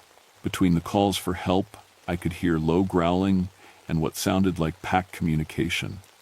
"They're learning," Jake whispered. "The newly transformed ones still remember how to be human. They're using those memories against us." The fake distress calls continued for another hour, growing more sophisticated. They added details about being injured, about having children with them, about seeing other campers who needed rescue. If we hadn't been watching them transform earlier, I might have believed it. Finally, the sounds moved away. But Jake made us wait until dawn before venturing out. When we emerged from the cave, our campsite was destroyed. Not just scattered, deliberately shredded. Our gear was spread across a wide area, sleeping bags torn to ribbons, food containers crushed. But it was arranged in a specific pattern, like a message. "They're intelligent," I said, examining the destruction. This isn't random animal behavior. Jake was studying tracks around the site. Look at this. The ground was covered with prints, but not just animal tracks. There were human footprints too, barefoot impressions that started normal but gradually elongated and deepened as they moved away from our camp. They're changing back and forth, Jake explained. When the moon sets, they return to human form. But as long as the curse is active, they'll keep transforming. We followed the tracks to a section of the gorge I'd never explored before. Hidden among the rock formations was an opening that led to a much larger cave system. The smell that came from inside was overwhelming. Animal musk mixed with something else. Something rotten. Their den, Jake said grimly. We needed backup, but our radio wouldn't reach the ranger station from this deep in the gorge. We'd have to hike out and come back with help, but as we turned to leave, I heard a sound that stopped me cold. A human voice, weak but definitely human, calling from somewhere inside the cave system. Help, please. Someone help me. This time it was real. I could tell the difference now. There's someone alive in there, I told Jake. It could be bait again. No, listen to the breathing, the way the voice carries. That's a real person. Jake checked his silver knife and the contents of his medicine pouch. If we go in there, we might not come out. If we don't, whoever's in there definitely won't come out. We had a decision to make. Walk away and get help, knowing that by the time we returned with backup, it would probably be too late. Or go into the lycanthrope den ourselves and try to save whoever was trapped inside. I thought about all the families who'd never gotten answers about their missing loved ones. About Mark Chen, who might still be human enough to save. We're going in, I decided. But we do this. Jake nodded and began preparing his grandfather's remedies. Then we'd better understand what we're dealing with. According to the old stories, lycanthropes are strongest during the full moon, weakest just before dawn. They're vulnerable to silver, but only if it's blessed properly. And they're still human inside, which means they can be reasoned with, if you know how. What about the curse? Can it be broken? Maybe. But it requires a ritual, specific timing, and... Jake hesitated. Usually the willing sacrifice of the one who created the pack. We prepared our gear and entered the cave system, not knowing if we were walking into a rescue mission or our own deaths. The cave system was bigger than we'd expected, with passages leading off in multiple directions. We followed the sound of the human voice deeper into the mountain, using Jake's knowledge of Cherokee cave navigation and my military training to avoid getting lost. The smell grew stronger as we went deeper. It wasn't just animal musk, it was the scent of fear, of people who'd been trapped in darkness for days or weeks. And underneath it all, something else, something that reminded me of battlefields. We found them in a large chamber about a quarter-mile into the cave system. 7 people, all in various stages of transformation. Some were fully human, but chained to the cave wall with what looked like old iron shackles.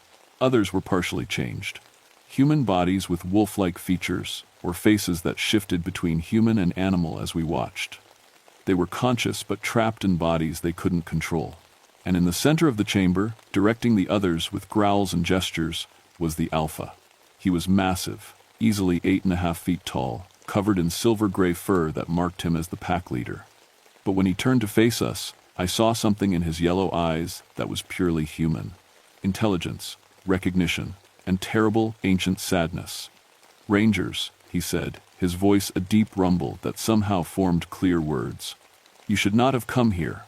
"We're here to help," Jake said, holding his silver knife ready but not threatening. "These people don't have to stay cursed." The Alpha laughed, a sound like grinding stone. "Help? I have been trying to help for 70 years. Do you know what it's like to lose your humanity one night each month? To wake up covered in blood and not remember whose blood it is? Then let us break the curse. The curse cannot be broken. Believe me, I have tried everything." The Alpha gestured to the chained people around the chamber. "These are the newest ones. I restrain them during their first transformations to keep them from hurting innocents. But eventually, they all join the hunt. The hunger becomes too strong." I realized what we were looking at. This wasn't just a lycanthrope den, it was a prison. The Alpha was trying to control his pack, trying to minimize the damage they caused.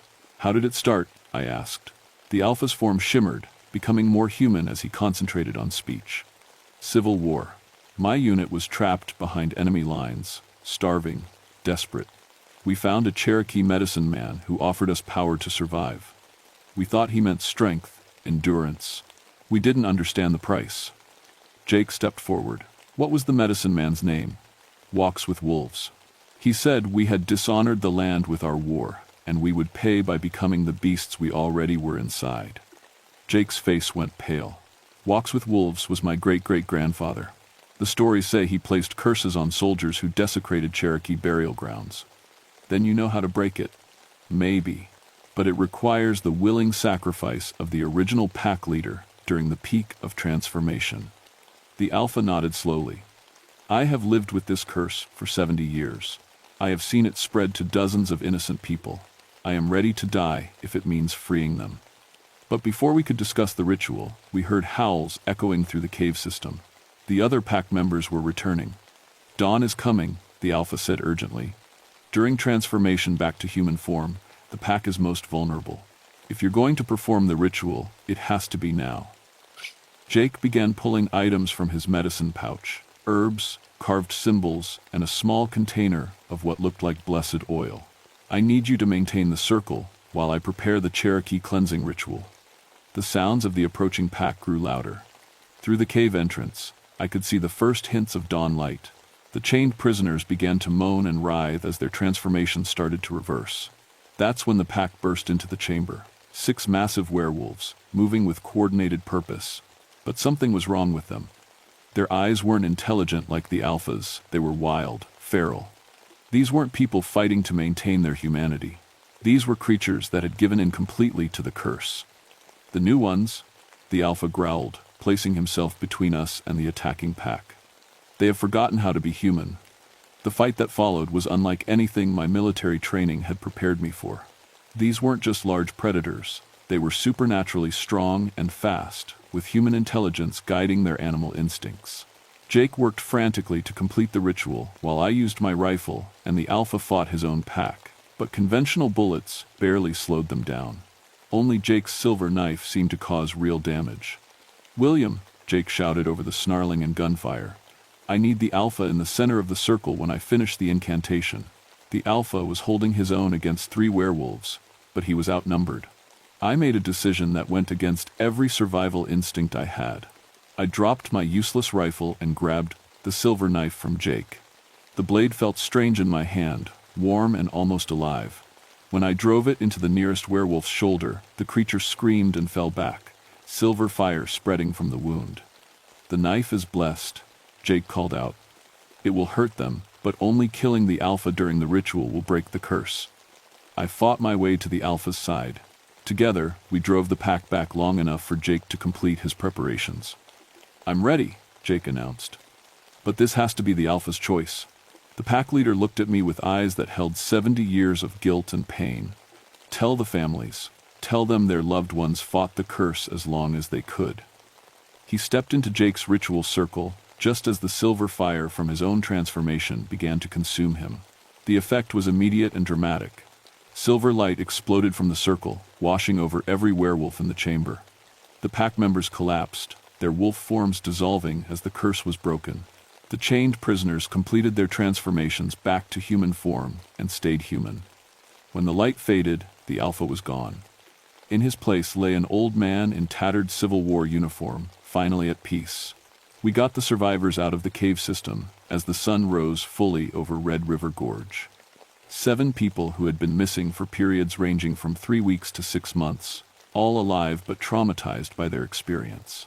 The official report listed it as a cave rescue following a coordinated animal attack. The survivors were treated for exposure, dehydration, and psychological trauma. Most of them had fragmented memories of their time as lycanthropes, remembering it like a nightmare they couldn't quite shake. Mark Chen was among the survivors. He had enough memory of his transformation to understand what had happened, but not enough to be completely broken by it. Sarah was waiting at the hospital when we brought him out. Jake and I were debriefed by officials who seemed to know more about supernatural incidents than they were willing to admit. We were sworn to secrecy about certain details, and recruited for a classified program that monitored supernatural threats in national forests. But the experience changed us both in ways that couldn't be covered up in official reports. I found myself paying attention to the old stories now, working with Cherokee elders and other traditional leaders to understand the spiritual history of the land I was supposed to protect. Jake became my partner in this unofficial role, bridging the gap between government agencies and indigenous knowledge. We established early warning systems in mountain communities, teaching people to recognize signs of supernatural activity. We trained other rangers to handle encounters with things that weren't in any manual, and we kept silver ammunition in our emergency kits, just in case. Because we learned that the lycanthrope pack wasn't the only supernatural threat hiding in the mountains. The old stories were full of other creatures, other curses, other dangers that most people preferred to pretend didn't exist. 3 months after the Harvest Moon incident, I was promoted to head of special investigations for the region. My job, officially, is to handle unusual wildlife encounters and unexplained disappearances. Unofficially, I'm the guy they call when rangers report things that shouldn't exist. Jake became a cultural liaison, working with tribal authorities to preserve traditional knowledge about supernatural threats. His grandfather's stories weren't just folklore, they were survival guides passed down through generations of people who knew the real dangers hiding in wild places. We never talk about it publicly, but other rangers know they can come to us when they encounter something that doesn't fit in normal reports. We've handled 3 more supernatural incidents since the werewolf pack, each one stranger than the last. The mountains still hold old magic, old curses, old debts that haven't been paid. And sometimes, especially during the full moon, you can still hear howling echo through the gorges of Red River.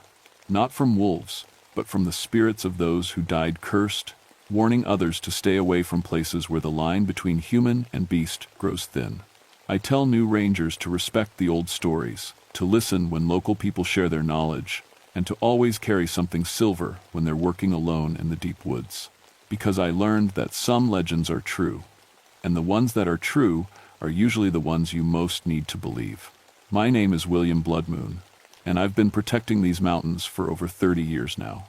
I've seen things that would break most people's understanding of reality, but I've also seen the power of human courage, the strength that comes from respecting the old ways, and the importance of standing guard against the darkness that lives just beyond the firelight. The harvest moon still rises every October, full and orange and beautiful. But now I know what else it illuminates in the shadows.